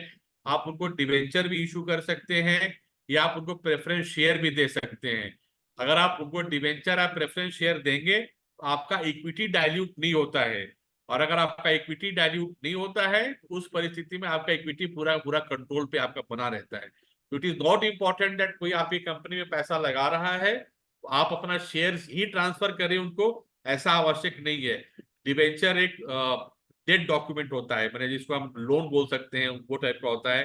प्रेफरेंस शेयर एक डेट डॉक्यूमेंट नहीं होता है, बट इसमें आपका अपना शेयर कैपिटल नहीं जाता है। तो अलग अलग तरीके हैं, तो इसको बहुत अच्छे ये भी इक्वली इंपॉर्टेंट आपको जानना जरूरी है कि किस स्टेज पे आपको फंडिंग के लिए जाना है। आपका अभी पास हम वो सुनते हैं series A, series B, pre money, prototype, तो ये कौन से स्टेज पे आप फंडिंग के लिए जाएंगे ये भी आपको ध्यान रखना है। क्योंकि अगर आप बहुत अर्ली स्टेज पे फंडिंग के लिए चले जाते हैं तो आपका बहुत सारा इक्विटी जा सकता है। तो you have to decide at what stage, probably at a stage where you have something in your hand, you can visualize your idea। अगर कोई आपका ऐप बेस्ड सर्विस है तो पूरा आपका ऐप डेवलप हो जाना चाहिए। एक दो आप you should have done 1 or 2 pilots, एक दो कुछ टेस्ट कस्टमर्स आपके बन जाने चाहिए। तो आपको एक अपना स्टेज डिफाइन करना बहुत जरूरी है अपने मस्तिष्क में कि आप कौन से स्टेज पे फंडिंग के लिए जाएंगे, क्योंकि उस पर बहुत डिपेंड करता है कि आपको क्या वैल्यूएशन मिलेगा और आपका जो कंपनी का वैल्यू कितना बनेगा। क्योंकि अगर आप शुरू में काफी अगर इक्विटी डाइल्यूट कर देंगे तो आपकी कंपनी की वैल्यू बहुत कम मिलेगी। बाद में अगर जाएंगे, आपके पास कुछ कस्टमर्स हो जाएंगे, कुछ रेवेन्यू चालू, even though you may not be making profit, but कुछ कंपनी में अगर पैसे आ रहे हैं तो आपको वैल्यूएशन भी अच्छा मिलेगा। तो ये सब चीजें आपको फंडिंग के समय वो ध्यान रखनी पड़ेगी आपको। एग्जिट, ये बहुत जरूरी है। एग्जिट 2-3 पर्सपेक्टिव से जरूरी होता है। एक तो कि आप जो आपके कंपनी में आया है जो इन्वेस्टर, उसको कैसे एग्जिट देना चाहते हैं। दूसरा, आप खुद कब एग्जिट करना चाहते हैं। तो इसके लिए 2-3 चीजें बहुत इंपॉर्टेंट हो जाती है कि जो इन्वेस्टर आए से एक राइट ऑफ फर्स्ट रिफ्यूजल बोलते हैं हम लोग। मान लीजिए कि आपके पास एक 100 शेयर हैं, आपके पास मान लीजिए 60 हैं, आपके दोस्त के पास 20 हैं, आपके एक और दोस्त के पास 20 है। तो जो आपका दोस्त 20 है वो मान लीजिए शेयर बेचना चाहता है, तो आपके बीच में एक ऐसा एग्रीमेंट होना चाहिए कि भाई आप किसी बाहरी आदमी को बेचने के बजाय आप पहले हम लोगों को बेचो। You should first circulate it amongst yourself, उसको हम लोग रोफर बोलते हैं, राइट ऑफ फर्स्ट रिफ्यूजल। और अगर आप किसी तीसरे को बेचना चाहते हैं तो आप किसी कॉम्पिटिटर को मत बेचो। नहीं तो क्या होता है, आप जब बोर्ड मिनट्स में बैठेंगे, आप अगर शेयर होल्डर हैं तो कंपनी के बारे में जो भी जानकारी रहती है वो बोर्ड में डिस्कस होता है, वो शेयर होल्डर्स के बीच में डिस्कस होता है। अगर कोई जो तीसरा शेयर होल्डर है वो मान लीजिए आपके किसी कॉम्पिटिटर को बेच जाता है, तो वो सारा कॉम्पिटिटर जो है जो आपकी सारी जानकारी जान जाएगा, तो फिर आपके जो यूनिकनेस है आपके प्रोडक्ट में, आपके सर्विसेज में, वो चला जाएगा। तो ये सब जो एग्जिट है उसको प्रॉपर आपको प्लानिंग करना चाहिए। आपको third party valuation, third party dilution होता है। The ultimate exit is the IPO. Obviously IPO भी अलग अलग किस्म के हमारे यहाँ हो गए हैं, अब एसीबीज के भी आईपीओ आते हैं। तो ये सब चीज जो है आपको एक प्रॉपर एग्जिट, ऑब्वियसली जब आप, ये एक टाइम लगता है एग्जिट तक पहुंचने में, एक 3 साल 4 साल 5 साल लगता है। इसमें ये भी आपको ध्यान रखना चाहिए कि हम लोग एक जनरली कॉन्सेप्ट यूज करते हैं जिसको हम लोग लॉक इन पीरियड बोलते हैं। तो मान लीजिए कि हमने अभी कंपनी बनाई, एक इन्वेस्टर आया और थोड़ा बहुत कंपनी मूवमेंट हुआ एंड वो निराश हो गया कि नहीं भाई I want to sell my share. तो ऐसा नहीं होना चाहिए। एक minute,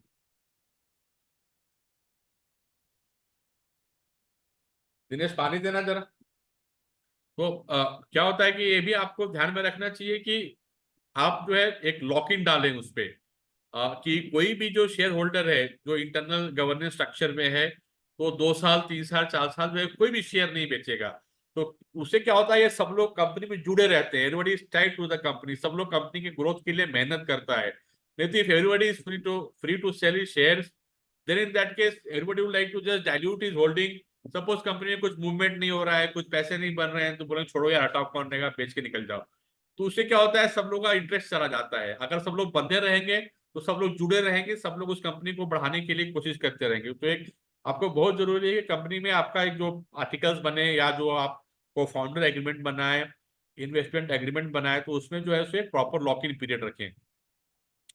now we come to something is called as dispute resolution.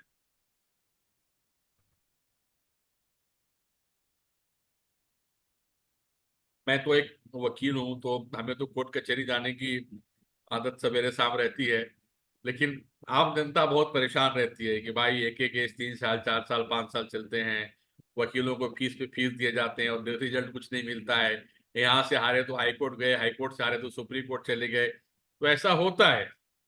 But इसीलिए हमारे कानून में अलग अलग ऑल्टरनेट डिस्प्यूट रेजोल्यूशन मैकेनिज्म हमने डेवलप किया है, जो आर्बिट्रेशन है, जो मीडिएशन है।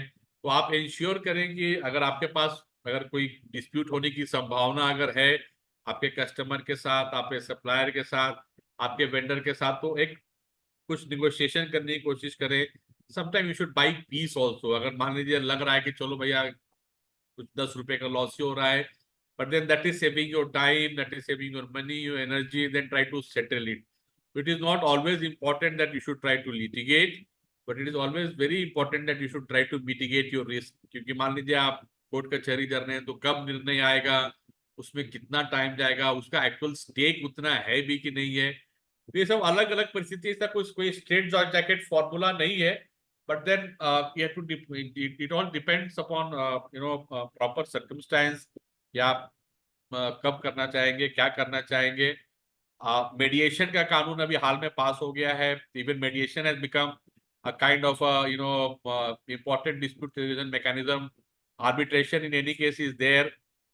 अभी मेरे ख्याल से कोई एमएसएमई के बारे में बात कर रहा था, तो एमएसएमई जो है सो एमएसएमई कि में एक फैसिलिटेशन काउंसिल होती है सेक्शन 18 के अंतर्गत।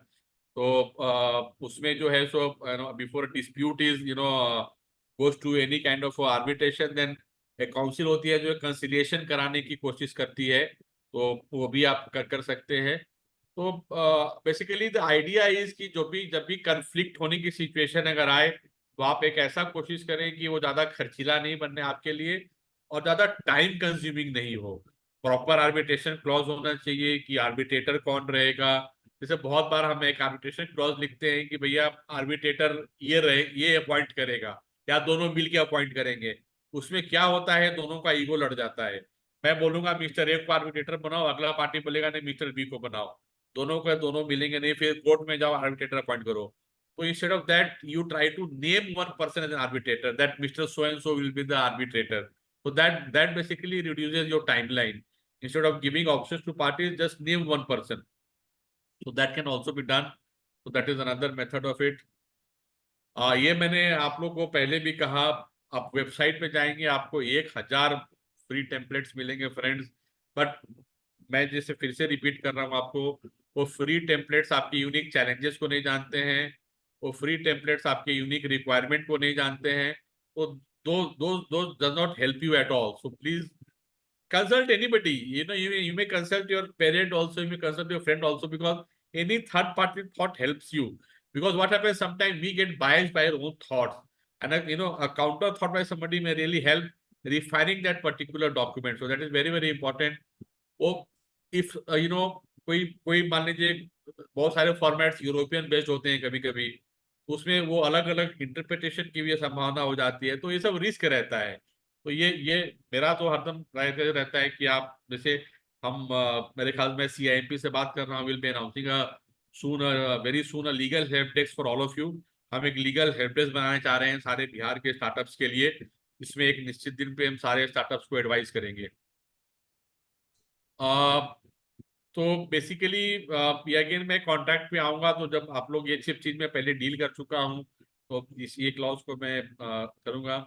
ये कुछ मैंने क्लॉजेज लिखे हैं। आप एक एक कोई बता सकता है कौन से क्लॉज में क्या डिफिशियंसी है, क्या मिस कर रहा है?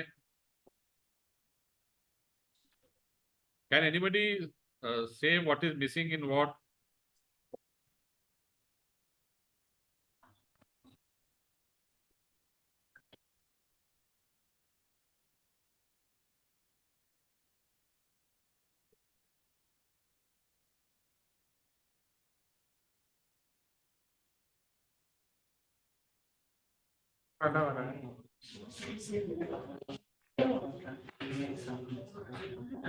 ये मार्च में होता है ना?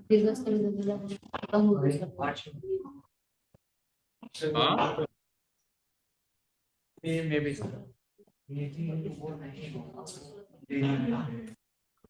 फर्स्ट में। हेलो।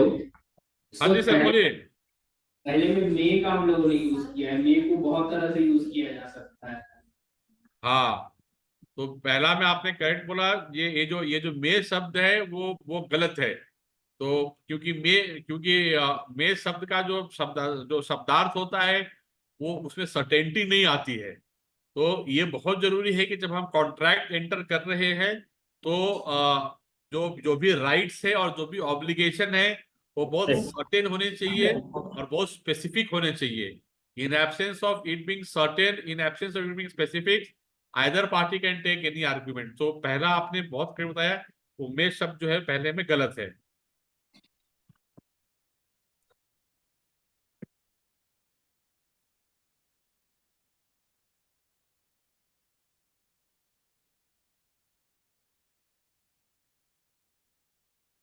थर्ड वाले में डिस्क्रिप्शन ऑफ रिज्यूम पार्टी है तो उसको यूज कर सकते हैं। एक्सीलेंट। तो ये आप जो भी बोलेंगे, आप अपना शुभ नाम या थोड़ा परिचय देंगे तो मेरे लिए भी अच्छा रहेगा, मैं भी आप लोग को जान पाऊंगा। हाँ तो ये बहुत अच्छा आपने बताया कि जो दूसरा जो क्लॉज है उसमें जो अगली पार्टी है उसमें बहुत सारी चीजें उनके डिस्क्रिप्शन पे छोड़ दिया गया है। तो ऐसा नहीं होना चाहिए, क्योंकि जो कॉन्फिडेंशियल इंफॉर्मेशन है वो मेरी संपत्ति है। That is my information which I have shared with you as part of an agreement. तो in that case how a confidential agreement is to be dealt upon termination is something which I should decide and you should not decide that.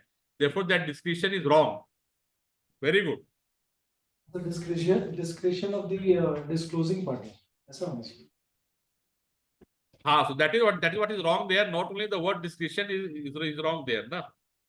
It should be at the desire of the disclosing party.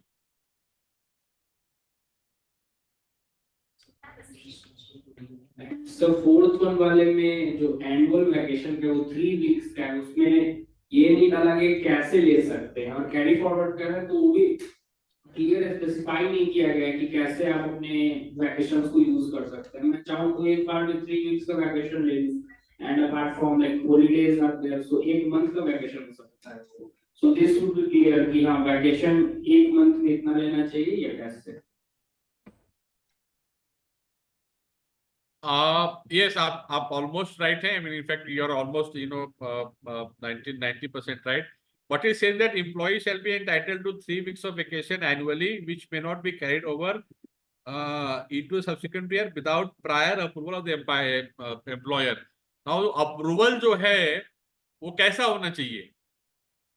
It should be in terms of number of days. And it should be in writing. मान लीजिए आप बोलेंगे कि sir मैंने आपसे phone पे बात किया था, आपने अप्रूव कर दिया था। ऐसा होता है बहुत बार, सर आपने तो अप्रूव किया था ना। अब बोलेगा मैंने नहीं सर, मैंने आपने फोन पे अप्रूव किया था। तो आप क्या करेंगे जरा उसे बताइए। तो उस समय किंतु परंतु की परिस्थिति हो जाती है। तो आप प्लीज ऑलवेज रिमेंबर कीजिए कि जहां भी अप्रूवल और परमिशन की जब बात अगर आती है, you should always be in writing. It is very very important that it has to be in writing. ये सप्लायर वाले में क्या है? इसमें समझ में नहीं आ पाया, ये एनेक्शन ए के बारे में लिखा है, अपेंडिक्स ए के बारे में लिखा है, वो थोड़ा सा कंफ्यूजन लग रहा है, पता नहीं चल रहा है। मुझे एक ही आवाज आ रही है, कोई एक ही जी उत्तर दे रहे हैं क्या? हाँ हेलो। Yes sir. सर इसमें अपेंडिक्स में नेक्सर 1 नेक्सर हाँ ये थोड़ा सा डिफिकल्ट है जो वकील नहीं है उनके लिए, बट ये यहाँ भी ऐसा लिखना उचित है। मैं ये क्या बोलना चाह रहा हूँ यहाँ पे कि your quality should meet the standards as mention in appendix A. तो इसमें एक लाइन और भी होना चाहिए कि अगर ये क्वालिटी मीट नहीं करता है तो फलाने क्लॉज के हिसाब से आप पे दंड लगेगा या आपको जो भी पेनल्टी देनी पड़ेगी. So that sentence is complete. See, there are two parts to it, three parts to it. One is delivery, correct? That you have to deliver. Second is the quality of the delivery, and third, which makes this clause holistic. See, क्या होता है, एक clause को interpretation के लिए होलिस्टिसिटी बहुत जरूरी होती है. तो इसमें तीन चीजें हैं. एक तो आप डिलीवर करेंगे, दूसरा आप डिलीवरी का क्वालिटी मीट करेंगे, और तीसरा वो क्लॉज कंप्लीट कब होगा. अगर वो क्वालिटी मीट नहीं करती है तब क्या उसका परिणाम होगा. तो परिणाम किसी दूसरे क्लॉज में लिखा जा सकता है. ऐसा नहीं कि सारा एक ही क्लॉज में लिखना जरूरी हो. परिणाम कहीं और लिखा जा सकता है, बट वो नहीं मीट करने पे क्या होगा, एक लाइन यहाँ लिख देंगे तो क्लॉज होलिस्टिक हो जाएगा. ऐसे अगर आप देखिएगा तो आप बहुत, आपने करेक्ट बोला भाई साहब कि इसमें कुछ एज सच इसमें कुछ गलती नजर नहीं आ रही है. बट ये मेरे को आपको ये क्लॉज देने का उद्देश्य ऐसा था कि इसमें होलिस्टिकनेस नहीं आती है. तो कोई भी जो क्लॉज है ना वो कंप्लीट होलिस्टिक होना चाहिए फॉर कंप्लीट रीडिंग. नहीं तो एक इंटरप्रिटेशन का स्कोप छूट जाता है. तो वो ये इसके लिए दिक्कत नहीं है. जैसा मैंने आप लोगों को बताया, मेरा फॉर्म स्टार्टअप लीगल है. मैं आप ही लोग के बीच का हूँ. मेरा गांव वो हुआ गया सिद्धार्थ नगर के बीच में पड़ता है. बट अभी मैं पुणे में हूँ और हम लोग स्टार्टअप्स के लिए काम करते हैं. वी वर्क फॉर स्टार्टअप्स, उनको सारा लीगल गाइडेंस देते हैं. और मैं 20-25 साल से प्रैक्टिस मैंने स्टार्टअप के फील्ड में नहीं, एज अ लॉयर प्रैक्टिस कर रहा हूँ और मैं कर रहा हूँ. So basically this is all that I had to share with you. And आप लोग को अगर और कुछ अलग से क्वेरी अगर है तो आप पूछ सकते हैं. I will be more than happy to hello sir, in private agreement में अगर ईसॉप्स का ऑप्शन डाल रहे हैं तो ईसॉप्स में अगर वेस्टिंग पीरियड देना है तो उसको कैसे ये कर सकते हैं, उसको मिनिमम आपको वेस्टिंग पीरियड. देखिए, मैं ईसॉप का बहुत बड़ा पक्षधर नहीं हूँ. I don't prefer ESOP at all. Let me be very honest with you. मैंने एक लिंक्डइन पे आर्टिकल लिखा है, अगर आप शायद कभी पढ़ पाएंगे तो आप उसको जरूर पढ़ने का प्रयत्न कीजिएगा. मैंने एक PLS करके एक कॉन्सेप्ट मैंने लिखा है, उसको हम परफॉर्मेंस लिंक्ड शेयर बोलते हैं. I will come to your question also, but I just want to enlighten you all about that.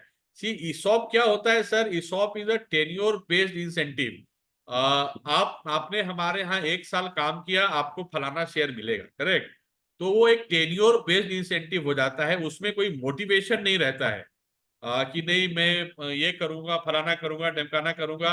हाँ, एक अप्रेजल का प्रोसेस रहता है, बट वो अप्रेजल भी बहुत ज्यादा सब्जेक्टिव हो जाता है. तो उसके बजाय मैं I advocate something is called as performance linked share, that I will get only those shares which are linked to performance. Suppose let's say I am a salesman, correct? Or let's say I am a sales executive, whatever it is, and my job is to, let's say, add customers or let's say open stores. Then I will get this much shares only when I have achieved, let's say, 100 stores I've opened, or I issued 200 stores. So only when that particular event happens, then only I'll get those shares. ESOP में क्या होता है, वो बहुत बार, in fact maximum time it becomes basically time based, tenure based. So वो ज्यादा फायदेमंद नहीं हो पाता है. There is no incentive per se to it's just that we just wait for the time to cross. नाउ आपका प्रश्न था कि वो कब होता है, तो एक मिनिमम 1 ईयर का वेस्टिंग पीरियड होता है, और आगे 1 ईयर के बाद आपको कब वेस्ट करना है, कैसे वेस्ट करना है, आप एक प्रॉपर ईसॉप पॉलिसी बनाइए. आपको स्पेशल रेजोल्यूशन पास करना होता है कंपनी में, आपको एक स्पेशल ईसॉप स्कीम बनती है, उसका एक पूल बनाना पड़ेगा. That ESOP pool can be from your promoter shares, और you can increase the authorise capital भी बढ़ा के आप उसको कर सकते हैं. तो वो सारा उस पर डिपेंड करता है. But I do not advocate ESOP as a big major. Rather you should try to go for performance linked share scheme than ESOP. Hello sir, performance. Sir, आप लोग शुभ नाम प्लीज बोलिए, अपनी कंपनी का नाम बोलिए, ताकि मैं भी आप लोगों को जानूं. मैं 2-3 बार बोल चुका हूँ. मेरा नाम आसिफ खान है सर. मेरी कंपनी का नाम है टॉप न्यूट्रीको प्राइवेट लिमिटेड. हम लोग जूस बेस्ड कोल्ड ड्रिंक बनाते हैं, जो कोका कोला पेप्सी बनाती है. हेलो, हाँ हाँ बोलिए. जो कोका कोला पेप्सी बनाती है सर, वही प्रोडक्ट मेरा बिहार के लिए है सर. मेरा अभी झारखंड और बिहार में सप्लाई है. टॉर्क करके कंपनी है, टॉर्क, TORK. टॉर्क? हाँ, टॉर्क सर. मैं नाम सुना हूँ टॉर्क का। अच्छा चलिए, थैंक यू सर। नहीं नहीं, मैंने बताया कि मैं साल में 2-3 बार गांव अपने आता हूँ, तो मैं नाम शायद सुना हूँ टॉर्क हाँ का। सर, वहाँ सप्लाई असल में है गया में मेरा। हाँ, तो मैं देखिए, मैं बोला कि हाँ नाम सुना, मैं किसी के मुंह से नाम सुना हूँ टॉर्क का। हाँ लास्ट टाइम जब पीएम आए थे तो मैंने ही बताया था। हाँ, correct correct correct correct correct. देखिए देखिए, वकालत में याददाश्ती सबसे इंपॉर्टेंट चीज है, तो मुझे ये शब्द कहीं ना कहीं याद था कि मैं किसी ने नाम सुना हूँ टॉर्क चलिए सर, इसके लिए का। थैंक यू याद रखने के लिए। मुझे हाँ, इंफॉर्मेशन ये चाहिए कि सर, अगर किसी कंसल्टेंट को हम रखते हैं, किसी को तो कंसल्टेंट को, प्राइवेट कंसल्टेंट रखते हैं हम किसी को मार्केटिंग के लिए, चाहे एचआर के लिए, उसको हमको इक्विटी अगर देना है, तो ये परफॉर्मेंस शेयर वाला सेम चीज अप्लाइड होगा वहां पे, आप जो बोले हैं, ये देखिए, अच्छा अब ये आसिफ भाई, ये डिपेंड करता है कि देखिए आदमी शेयर क्यों देता है। पहले आप इसका जरा बेसिक कॉन्सेप्ट समझिए, ठीक है। शेयर आदमी इसलिए देता है कि हम जब स्टार्टअप होते हैं आसिफ साहब, तो हमारे पास उतना पैसा नहीं होता है कि हम सैलरी दें, ठीक है। अब मान लीजिए कि सपोज एग्जांपल देता हूं कि आप किसी मिस्टर ए को रिक्रूट करना चाहते हैं। मिस्टर ए का एक्चुअल काबिलियत के हिसाब से उसको हम समझें तो उनकी 1 लाख रुपए सैलरी होती है। बट मेरी अभी इतनी कैपेसिटी है सादा कि मैं उनको 1 लाख रुपया दूं, तो उनको मैं बोलता हूँ भाई साहब मैं आपको 50,000 रुपया दूंगा, और 50,000 के अगेंस्ट अगर आप इतना करोगे तो कंपनी का इतना शेयर दूंगा। So you basically you negotiate your share holding against a particular service. That is what you do when you issue either ESOP और when you issue a performance linked share. Is it, आप लोग को समझ में आ गया ना अभी? Sir, इसमें कॉन्ट्रैक्ट भी इंटरनल कर सकते हैं उसमें? आप सब कुछ कर सकते हैं, ESOP का भी आप कॉन्ट्रैक्ट कर सकते हैं, आप परफॉर्मेंस लिंक का भी कॉन्ट्रैक्ट कर सकते हैं। तो but you have to make itself very very clear in your contract that what are the terms and conditions in which you'll get those shares and how will that assessment be done। बहुत बार क्या होता है आसिफ जी कि उसका जो assessment criteria जो है उसमें उसमें कंफ्यूजन हो जाता है। आप उसमें कोशिश कीजिए कि भाई मैं नहीं, आप नहीं, ये तीसरा आदमी इसको इवेल्युएट करेगा कि आप परफॉर्मेंस, आपका जो परफॉर्मेंस कंडीशन है या परफॉर्मेंस क्राइटेरिया है, आप उस पर खरे उतरे हैं कि नहीं है। क्योंकि कभी कभी क्या होता है कि मान लीजिए कि आपको कुछ अचीव करना हो, see it is all about subjective thinking. मेरे हिसाब से मैं बोलूंगा, मैं अगर इंप्लॉय हूं, मैं बोलूंगा सर मैंने तो अचीव कर लिया है, मैं अचीव आपके कारण नहीं कर पाया, ये भी बोलेगा।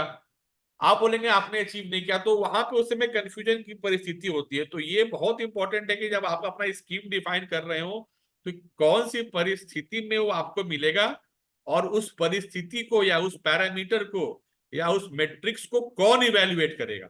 It is very very important so that there is no confusion tomorrow. Let any third party evaluate that.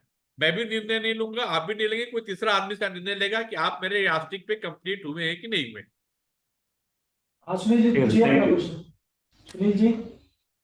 Bhardwaj sir नमस्कार। हाँ सुनील सुनील जी नमस्कार, कैसे हैं? होम टू रीड से बोल रहा था सर। हाँ हाँ और हाँ, नाम देखा मैंने शुरू में ही नाम देखा आपका। सबसे पहले तो बहुत बहुत शुक्रिया सर कि हम लोगों का जो पेन था, जिसको हम लोगों ने काफी टेंशन किया था कि एक स्टार्टअप को क्या क्या प्रॉब्लम आ रहा था लीगल में, और शायद आपका आना इस चीज के लिए हमारे लिए सबसे पहले एक ड्रीम फुलफिल हो गया। नहीं नहीं, बिकॉज हम बहुत लोग बहुत धन्यवाद। स्टार्टअप में बहुत सारे काम होते हैं, साथ में लीगल एक बहुत बड़ा इश्यू होता है जिसके लिए टाइम नहीं दे पाते सभी लोगों के पास।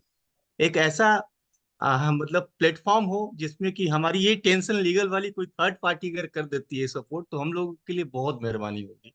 बिकॉज इतने उसमें है, अलग अलग चीजें हैं, हमारा मार्केटिंग संभालना पड़ता है, बहुत सारे बिजनेस हैं, आई उसका सॉफ्टवेयर देखना पड़ता है। एक लीगल वाला इश्यू एक अलग ही चैलेंजेस है, एक नया ही स्टार्टअप समझिए हम लोग के लिए हो जाता है। तो हम चाहते हैं कि एक ऐसा प्लेटफॉर्म हम लोग को मिले ताकि लीगल वाली जो भी टेंशन है, चाहे कॉपीराइट हो चाहे आईपी हो, जो भी चीजें हैं, उससे कम से कम हम लोग सेफ गार्ड रहे हैं सर। मतलब हमको हमें है कि जो जो भी चीजें हैं उसके ऊपर हमें ज्यादा फोकस ना करना पड़े, बाकी हम अपने बिजनेस में ज्यादा, मार्केटिंग में ज्यादा इसको अपने आप को इन्वॉल्व करें। तो ये चाह रहे थे कि एक प्लेटफॉर्म हमें अगर सीआईएमपी की तरफ से आपके अगर गाइडेंस मिल जाए हम लोग सभी लोगों को, तो एक बहुत अच्छा प्लेटफॉर्म हो सकता है और बहुत अच्छे हम लोग आगे इसी सुनील सेगमेंट जी, में मैं काम कर। बीच में व्यवधान डालूंगा आपको, जैसा मैंने अभी 2 मिनट पहले बोला, मेरी कुमोद जी से चर्चा हुई है okay and okay sir. Waiting for this.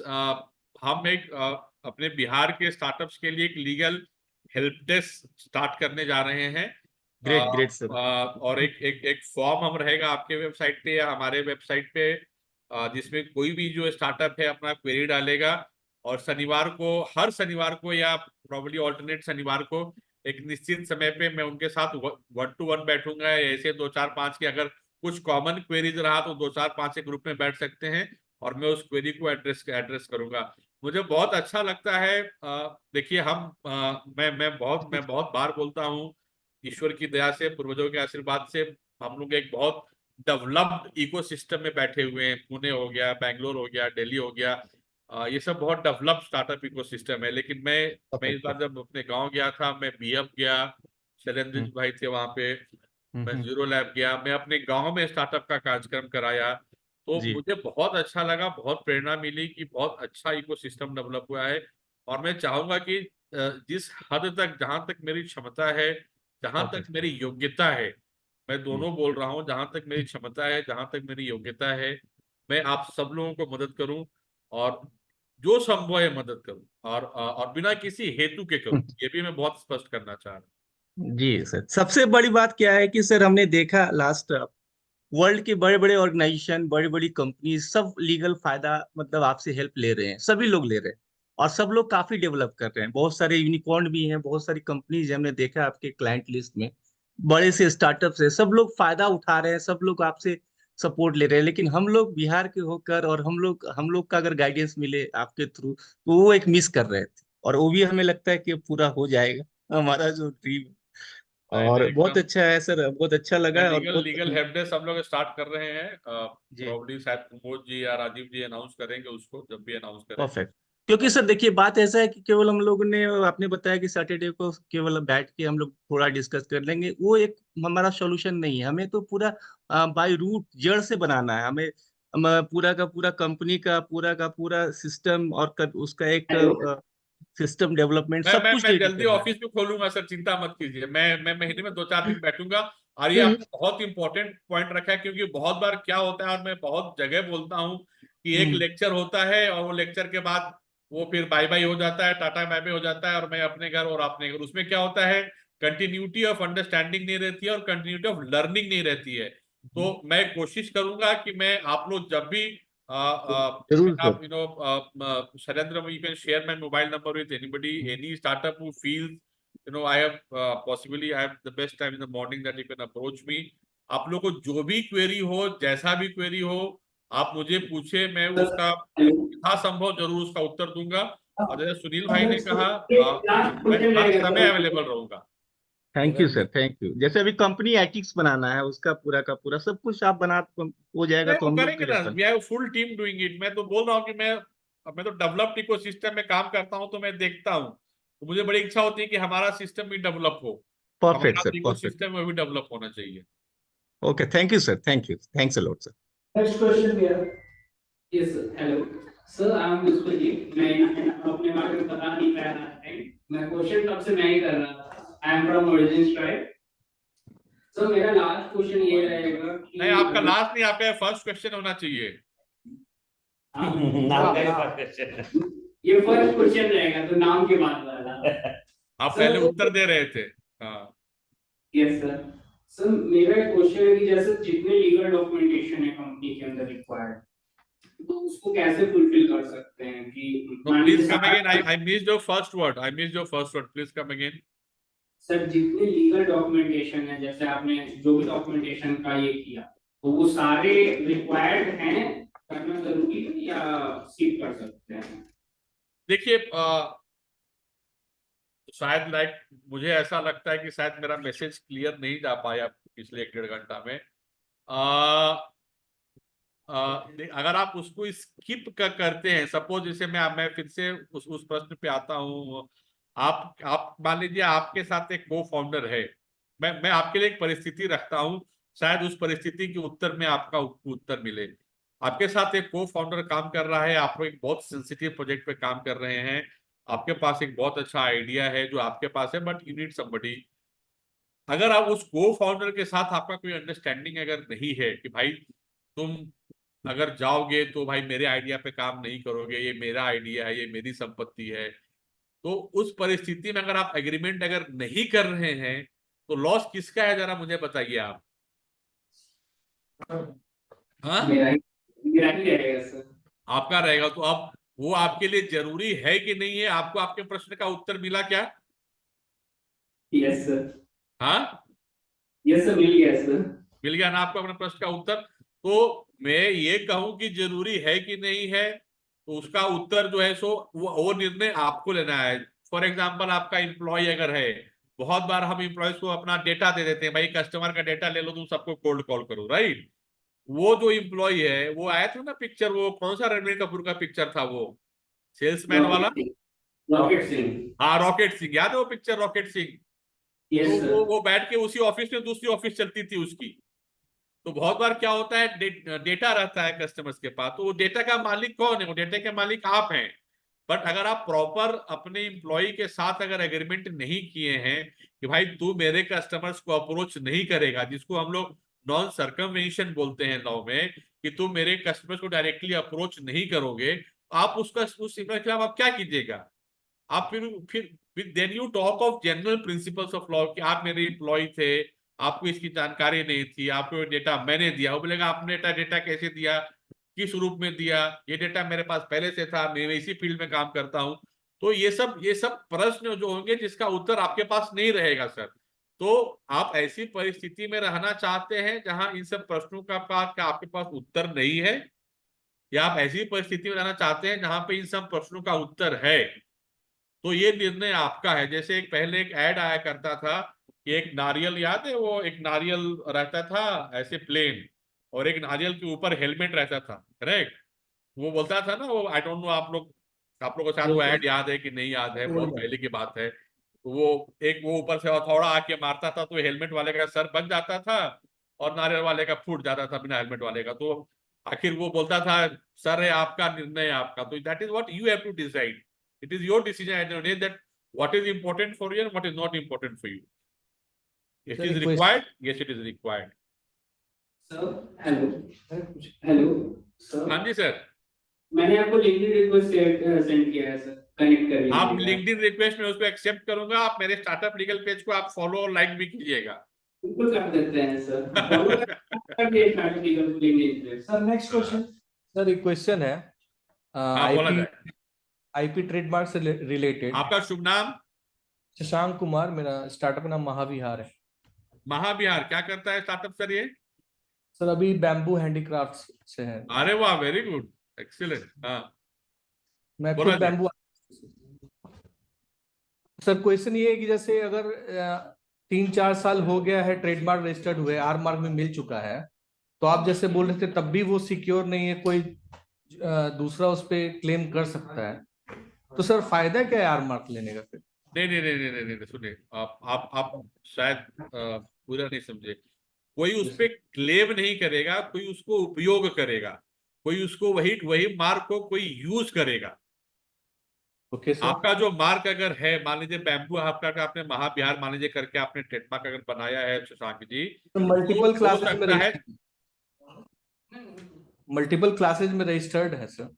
हाँ नहीं, ठीक है ना, it may be registered in all the classes, so somebody will use it. तो why do they use it? They use it क्योंकि ये उनको वो आपका रेपुटेशन को एनकैश करते हैं कि आपने आपने अपनी मेहनत से किसी पर्टिकुलर चीज में आपने अपना नाम जमा लिया है। उनको लगता है कि मैं आज फील्ड में आया हूं, मैं उनके जमे जमाए नाम का इस्तेमाल करूंगा और अपने सामान को उनके सामान के रूप में बेचूंगा। That is what is called as passing off और इन्फ्रिंजमेंट अंडर दी। तो उससे फायदा आपको ये होता है कि अगर वो आदमी आपके मार्क को अगर यूज करता है, आप उस पर केस कर सकते हैं, ठीक है। और जो भी वो फायदा आपके मार्क को यूज करके जो वो कमाया है, वो पूरा का पूरा फायदा आप उससे वापस मांग सकते हैं। उसका फायदा ये होता है। और अगर अगर जो जिस रूडनेस से आपने पूछा कि उसका फायदा क्या है, तो भैया मार्क का फायदा यही है कि आपको विजिलेंट रहना पड़ेगा। आपका अगर मार्क है तो आपकी बौद्धिक संपदा, जैसे मान लीजिए आपका अपना घर है, ठीक है। अगर आप गेट नहीं लगाइएगा, कल को चोरी हो जाएगा, तो बोलेगा ताला लगा के घर बना के फायदा क्या है कि चोरी हो गया। अरे but then you have to take protection, right? You have to take steps that your house is adequately protected, you are adequately protected. So not only owning that property is important, friends, it is equally important that you take steps to promote that property, you take steps to protect that property. It is very important. So ownership is not all that enough, you have to also protect it. पर sir other party भी तो ये चीज claim कर सकता है कि वो फायदा उठा, मतलब कि मेरा रनिंग बिजनेस है वो हाँ, उसमें जो होता है सर, उसमें जो होता है 2-3 कॉन्सेप्ट आपने बहुत अच्छा पूछा। 2 कॉन्सेप्ट होता है। पहला कॉन्सेप्ट होता है प्रायर यूज का। तो जब आप एप्लीकेशन करते हैं ट्रेडमार्क का मल्टीपल क्लासेस में सर, तो आपको एक तारीख लिखनी पड़ती है कि आपने कौन से तारीख से इस्तेमाल करना चालू किया।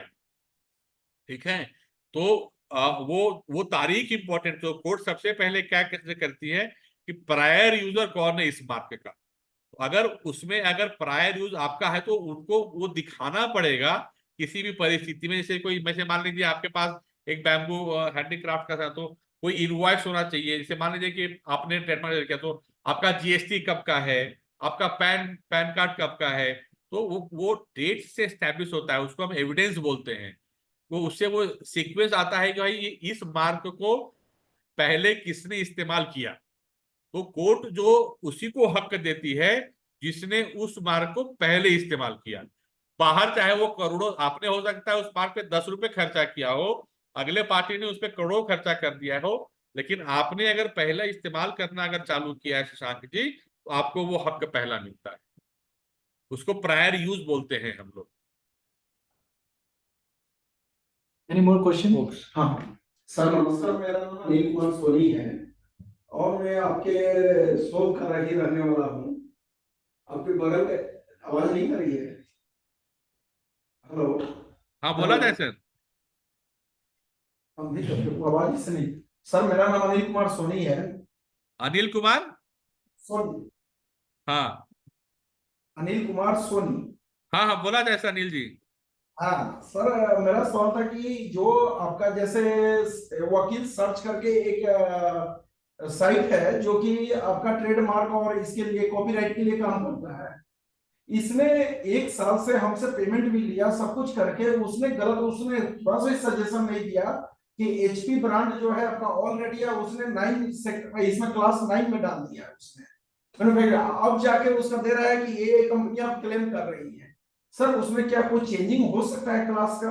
क्यों बेकार हो गया? सर यही मैंने 2 स्लाइड आप लोग को दिखाया था, online lawyer versus chamber lawyer. तो क्या होता है, ये बहुत सारी, मैं किसी स्पेसिफिक वकील सर्च या स्टार्टअप वाला और ये सब के बारे में नहीं बोलना चाहूंगा, बट ये थोड़ा अंतर ये पड़ जाता है क्योंकि उनके लिए क्या है सर, वो लोग वॉल्यूम पे काम करते हैं, लाख लाख महीने के ट्रेडमार्क एप्लीकेशंस आते हैं उनके पास, तो वो पर्सनल ध्यान नहीं दे पाते हैं। तो पटना में मेरे ख्याल से काफी आईपी लॉयर्स होंगे और हम जब लीगल हेल्प डे स्टार्ट कर देंगे तो मैं अवेलेबल रहूंगा ही।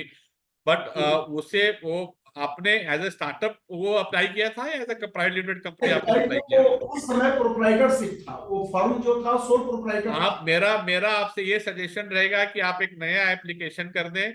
अगर आप डीपीआईटी रजिस्टर्ड स्टार्टअप हैं तो आपको 50-60% फीस में कंसेशन भी मिल जाएगा। आप एक नया एप्लीकेशन एक एप्रोप्रिएट क्लास में कर दें। थैंक यू सर, वो बेटर होगा। और अब कंपनी का नाम भी चेंज हो चुका है और मेरा उसके अनुसार हो जाना चाहिए, डीपीआईटी का भी रजिस्ट्रेशन है।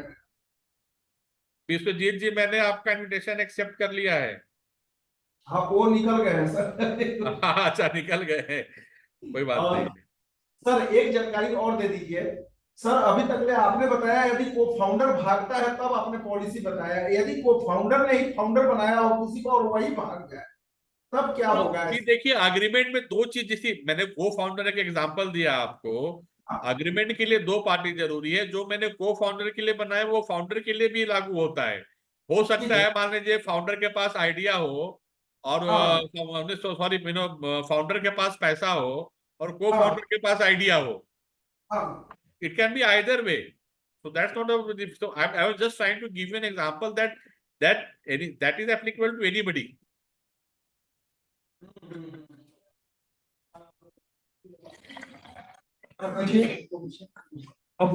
हेलो। Yes, go ahead. मेरा नाम आलिया फिरदौस फातिमा हुआ, ठीक है। मेरा बैग का काम है, लेदर बैग। मेरा क्वेश्चन ये था सर, ट्रेडमार्क अगर लेते हैं, ठीक है, तो उसका कुछ सिक्योर कुछ होगा? जैसे आपने बोला घर लिए तो घर को बंद कर दिए, तो वैसे ही कुछ ऐसा कुछ हो होगा ना जिसको सिक्योर करके रखे, उसको थर्ड पार्टी या कोई भी कुछ से कुछ ना कर सके। उसका सिक्योरिटी एक ही है फातिमा जी कि आप जो जब भी इस्तेमाल करते हो तो आप उसके ऊपर आर या टीएम लिखें, जो भी आपका स्टेज है आज के दिन में आपके एप्लीकेशन का, और आपको ध्यान रखना पड़ेगा कि आपके मार्क को कौन ब्रीच कर रहा है। उसका कोई दूसरा तरीका नहीं है, अनफॉर्चुनेटली उसका कोई दूसरा तरीका नहीं अगर है। कोई और आपको कोई जो breach आपके कर रहा है सोशल तो क्या मीडिया करना, है, और कोई ब्रीच कर रहा है तो क्या करना चाहिए? उसको अगर कोई ब्रीच कर रहा है तो आपके पास दो रेमेडी रहता है, जैसा मैंने थोड़ी देर एक्सप्लेन किया था। एक होता है पासिंग ऑफ का रेमेडी और एक होता है इन्फ्रिंजमेंट का रेमेडी। तो अगर आपका ट्रेडमार्क अगर रजिस्टर्ड नहीं है तो आपको पासिंग ऑफ का केस करना पड़ता है। अगर आपका ट्रेडमार्क रजिस्टर्ड अगर है तो आप इन्फ्रिंजमेंट का केस कर सकते हैं। और वो मार्क यूज करके उसने जितना भी फायदा कमाया है अगले पार्टी ने, वो पूरा पैसा आप उससे मांग सकते हैं। और उसमें जब केस फाइल करते हैं तो उसके अगेंस्ट एक इंजंक्शन एप्लीकेशन फाइल होता है। हमको कोर्ट को दिखाना पड़ता है कि सर ये देखिए ये मेरा मार्क है, ये मेरे मार्क को दुरुपयोग करके ही इसमें पैसा कमा रहा है, आप इसको तुरंत जो है आदेश दीजिए कि आप ये मार्क इसका बंद कर दें। अगर आप उस ट्रेडमार्क को आपने अगर कॉपीराइट के रूप में भी रजिस्टर कर कराया है, मैं इसलिए बोल रहा हूँ कॉपीराइट क्यों आवश्यक है, तो कॉपीराइट में क्या होता है आप उसके अगेंस्ट डायरेक्टली पुलिस में केस कर सकते हैं। और पुलिस वाले के पास अंडर 67 पावर है कि उस मार्क से यूज किया हुआ जो जो सामान है सारे सामान को जाके उठा के वो जब्त कर सकता है। तो इसीलिए कॉपीराइट ज्यादा प्रोटेक्शन देता है। सर ये सब मुझे मुझे सर ये लेकिन हम लोग ट्रेडमार्क के पीछे ही पड़े रहते हैं, हम कॉपीराइट के पास जाते ही नहीं है। This is the last question for the day, sir. We are taking the last question.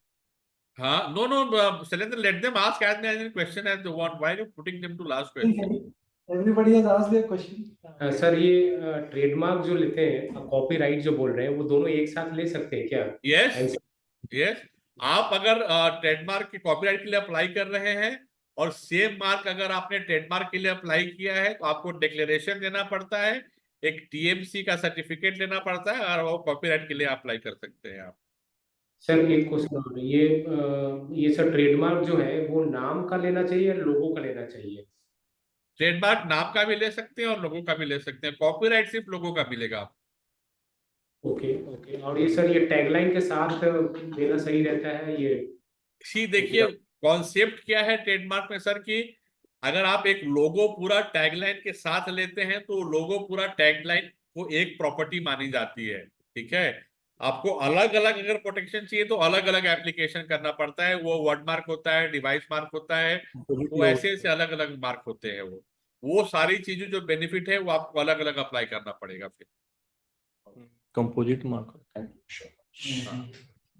Sir जैसे लोगो कॉपीराइट करवाते हैं लेकिन अदर पर्सन लोगो नहीं चुरा रहा है, वो केवल नाम चुरा रहा है, तो वो उसमें ट्रेडमार्क आपको क्या, आपको वर्ड मार्क अप्लाई करना पड़ेगा। हाँ सर, वर्ड मार्क किया हुआ है। हाँ, तो आप वो नाम चुरा रहा है तो आप सिर्फ ट्रेडमार्क का अगर आपके पास, अगर आप कल अगर आप शाम को जा सकते हैं या अभी अगर आप पॉसिबल है तो आप अगर नेट पे अगर ओपन कर सकते हैं तो आप ट्रेडमार्क का डेफिनेशन निकालिए। Can you just open your definition of trademark on your mobile? It includes trade name. The definition of trademark includes trade name also. So even your trade name can be registered as trademark. अगर आप trademark का definition अगर देखेंगे तो trade name भी उस definition में आएगा।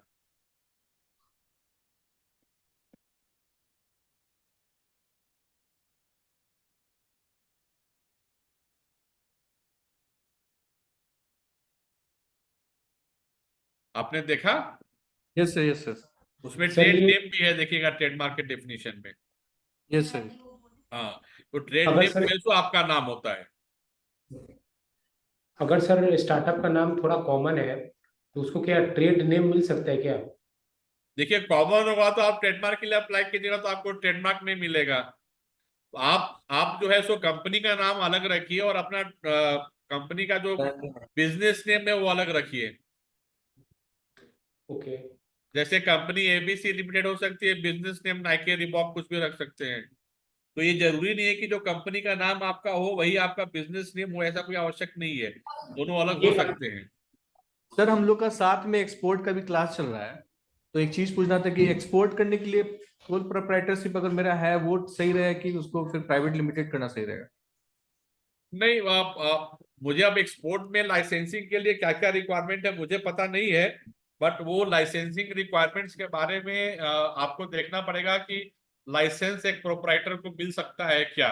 अगर लाइसेंस एक प्रोप्राइटर को मिल सकता है तो टेक्निकली अगर आप मेरे से पूछेंगे तो टेक्निकली प्रोप्राइटरशिप करेक्ट है, but in the long term जो अगर आप बिजनेस करने वाले हैं तो लॉन्ग टर्म बिजनेस में प्रोप्राइटर अच्छा रहेगा या कंपनी अच्छा रहेगा, ये निर्णय आपको लेना है।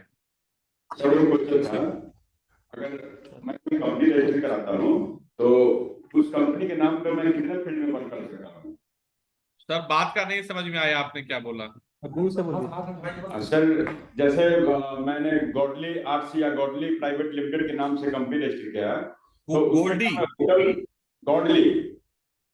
गॉडली आर्ट्स एंटरप्राइजेज, क्या उस नाम पे मैं कोई शिक्षण संस्थान चला सकता हूँ, कोई होटल रेस्टोरेंट चला सकता हूँ? मतलब एक कंपनी से मैं वेरियस वर्क कर सकता हूँ? सर आवाज आपकी टूट रही है, मुझे जो प्रश्न समझ में आया मैं रिपीट करता हूँ कि आपने गोल्डी नाम के नाम से कंपनी रजिस्टर कराया है, राइट? Yes sir. उसको आप वही नाम से आप ट्रेडमार्क करना चाहते हैं? Yes sir. और आप सर करा सकते हैं, उसमें क्या प्रॉब्लम है? आपको प्राइवेट लिमिटेड करके ट्रेडमार्क नहीं मिलेगा, आपको गॉडली करके मिल सकता है। Okay sir. क्योंकि प्राइवेट लिमिटेड पे अगर आप ट्रेडमार्क ले लेंगे तो बाकी दुनिया क्या करेगी? इस जो सलन सर बोल रहे हैं Also पूछ रहे can he run the multiple business using yes see now coming to that point, आपका शुभ नाम क्या हुआ?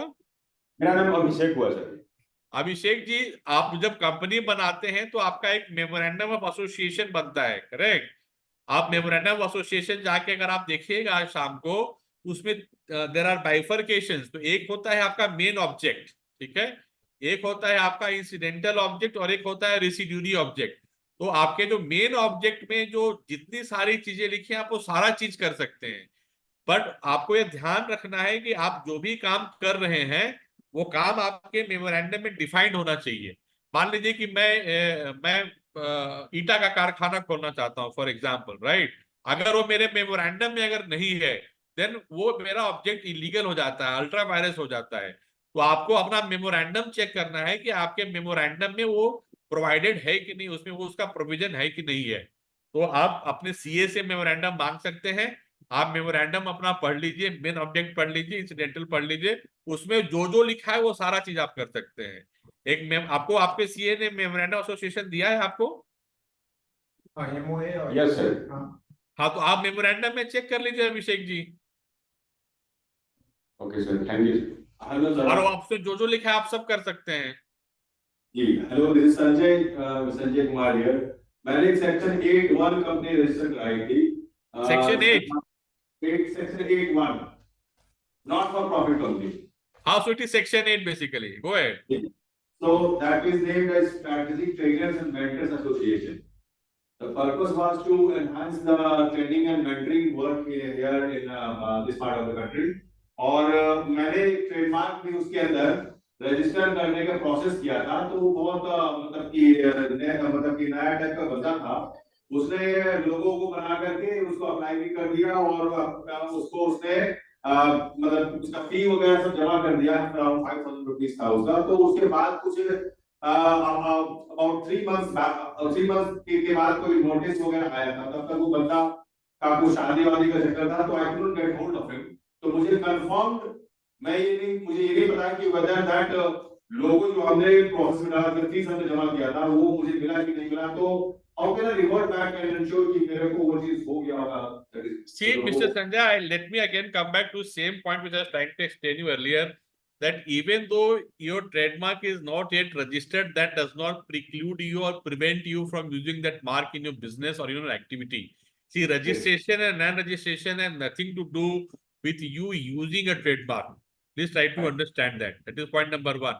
Secondly, what is the status? If you can share the application details, I'll ask my team to go into it and find out what is happening. But I'm repeating you all again and again, trademark has lot of complications to start with, to end with. Please register your copyright first. अगर आप copyright भी register करेंगे, then also you will get the same protection. उसमें ये issue sir बता रहा था designer की, आपका जो लोगो है वो कॉमन है कई जगह, वो कई लोगों को भी वो भी यूज कर रहे हैं, तो that could have been an issue of restrict. But then that is what you need to see. That is what I said, that when you are trying to open your company, please do some bit of due diligence so that your logo is not repetitive, your name is not repetitive, your social media handles are same at all the places. तो ये जब आपके मन में जब विचार आता है कि मुझे कुछ करना है, तो थोड़ा सा ड्यू डिलिजेंस करे उस समय. वो क्या होता है, एंटरप्रेन्योर सोचता है कि मुझे कल से काम चालू करना है, वो काम स्टार्ट कर देता है. Then that is how all this problem happens, right. तो थोड़ा सा ड्यू डिलिजेंस कीजिए, थोड़ा उसको करना चाहिए उस समय. अब अगर आप डिटेल्स में अगर देंगे तो मेरा मेल आईडी या मेरा नंबर आप लिख सकते हैं. You can always contact with me and we can take it forward. क्या सर आपको नंबर मिल सकता है? हाँ, लिखिए 9225. Please note down the number. 9225 Yes. 92255 18255.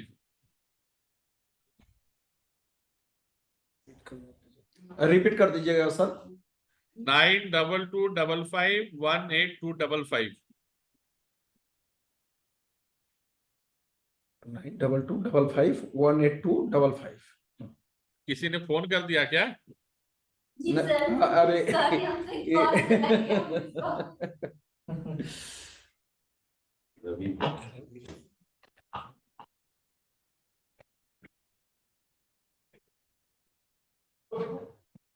Any more question? No, sir. Anything else? Nothing else, sir. अरे नहीं सर, सारा सॉल्यूशन मिल गया, बाकी तो सर आप सॉल्यूशन दे दीजिएगा जो भी हो. नहीं, अच्छा लगा आप लोगों से चर्चा करके. आई डू नॉट नो आप लोगों को कैसा लगा. मुझे मॉर्निंग में आप लोग अपना भी फीडबैक देंगे, कैसा लगा आप लोगों को, क्या समझ में आया.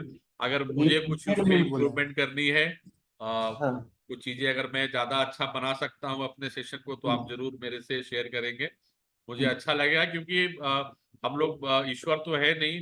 We all are open to big folly, we all can commit mistake. So जहाँ भी मैं सेशन देता हूँ, मुझे इच्छा होती है मैं अपना खुद का भी फीडबैक लूँ कि कैसा लगा, लोगों को समझ में आया, सरलता से लोगों को समझ में आया कि कॉम्प्लेक्स लग रहा था. तो आप जरूर फीडबैक देंगे, मुझे आप मेल कर सकते हैं या सुरेंद्र जी को बता सकते हैं. फिर समर हॉलीडेज में इस बार. हाँ बोलिए. समर हॉलीडेज में इस बार When you are planning your next visit, sir, to Patna? Summer holidays में आऊंगा मैं. आई will come in summer holidays. My course छुट्टियां हम लोग की मई में चालू होती हैं, तो मैं 10 दिन गांव पे रहता हूँ, 10-15 दिन. तो मैं आऊंगा उस समय मैं बिहार में. बट उसके पहले मैं रेगुलरली आप लोगों से भी इंटरेक्ट करता रहूंगा. Will be soon starting a legal help desk in Bihar. I am also trying to open an office. वो भी देखता हूँ मैं कैसे. सुनील भाई की मदद लगेगी मुझे उसमें. तो देखते हैं thank you sir. Thank you sir. क्या करना है. सब कुछ किया हुआ है. तो देखते हैं. But I can provide you space in your hometown गया सर, वहाँ भी काफी एजुकेशनल हब के रूप में विकसित हो रहा है. I don't know startup hub तो नहीं बना है, but I think मिलेंगे सर, हम लोग बात करेंगे sir. I come from Gaya. My father was a professor in Gaya College only. So my father was also professor in political science in SS Sinha College, Tekari. Wonderful sir. My father was college principal in SS Sinha College for some time. हाँ तो शायद वो लोग जानते होंगे एक दूसरे को, क्योंकि शिक्षक लोग तो उस समय बहुत आंदोलन चलते रहता था हमारे यहाँ सैलरी के लिए. जरूर एक दूसरे को बहुत. नहीं, बहुत अच्छा लगा. Thank you very much. I hope कि कुछ और समय मिलता तो आप लोग के साथ में बैठता, बट फिर भी अच्छा लगा. आप लोग जरूर अपना फीडबैक भेजेंगे, और जो भी आप लोग को जानकारी चाहिए, जो भी कभी पूछ सकते हैं, मेरा नंबर आप लोग के पास है. Please feel free. बस एक कभी रहता है कि हम लोग कोर्ट का टाइम रहता है, तो एक व्हाट्सएप या मैसेज डाल देगा, then I will be able to call you और I can discuss with you. That's all. Yes, sir. Sir, Shailendra, sir. हाँ शैलेंद्र जी बोलिए. Sir, once again, sincere apologies for starting the session a bit late. Session late से start हुआ, इसलिए एक बार और apologies sir मेरी तरफ से. नहीं कोई बात नहीं, देर आए दुरुस्त आए.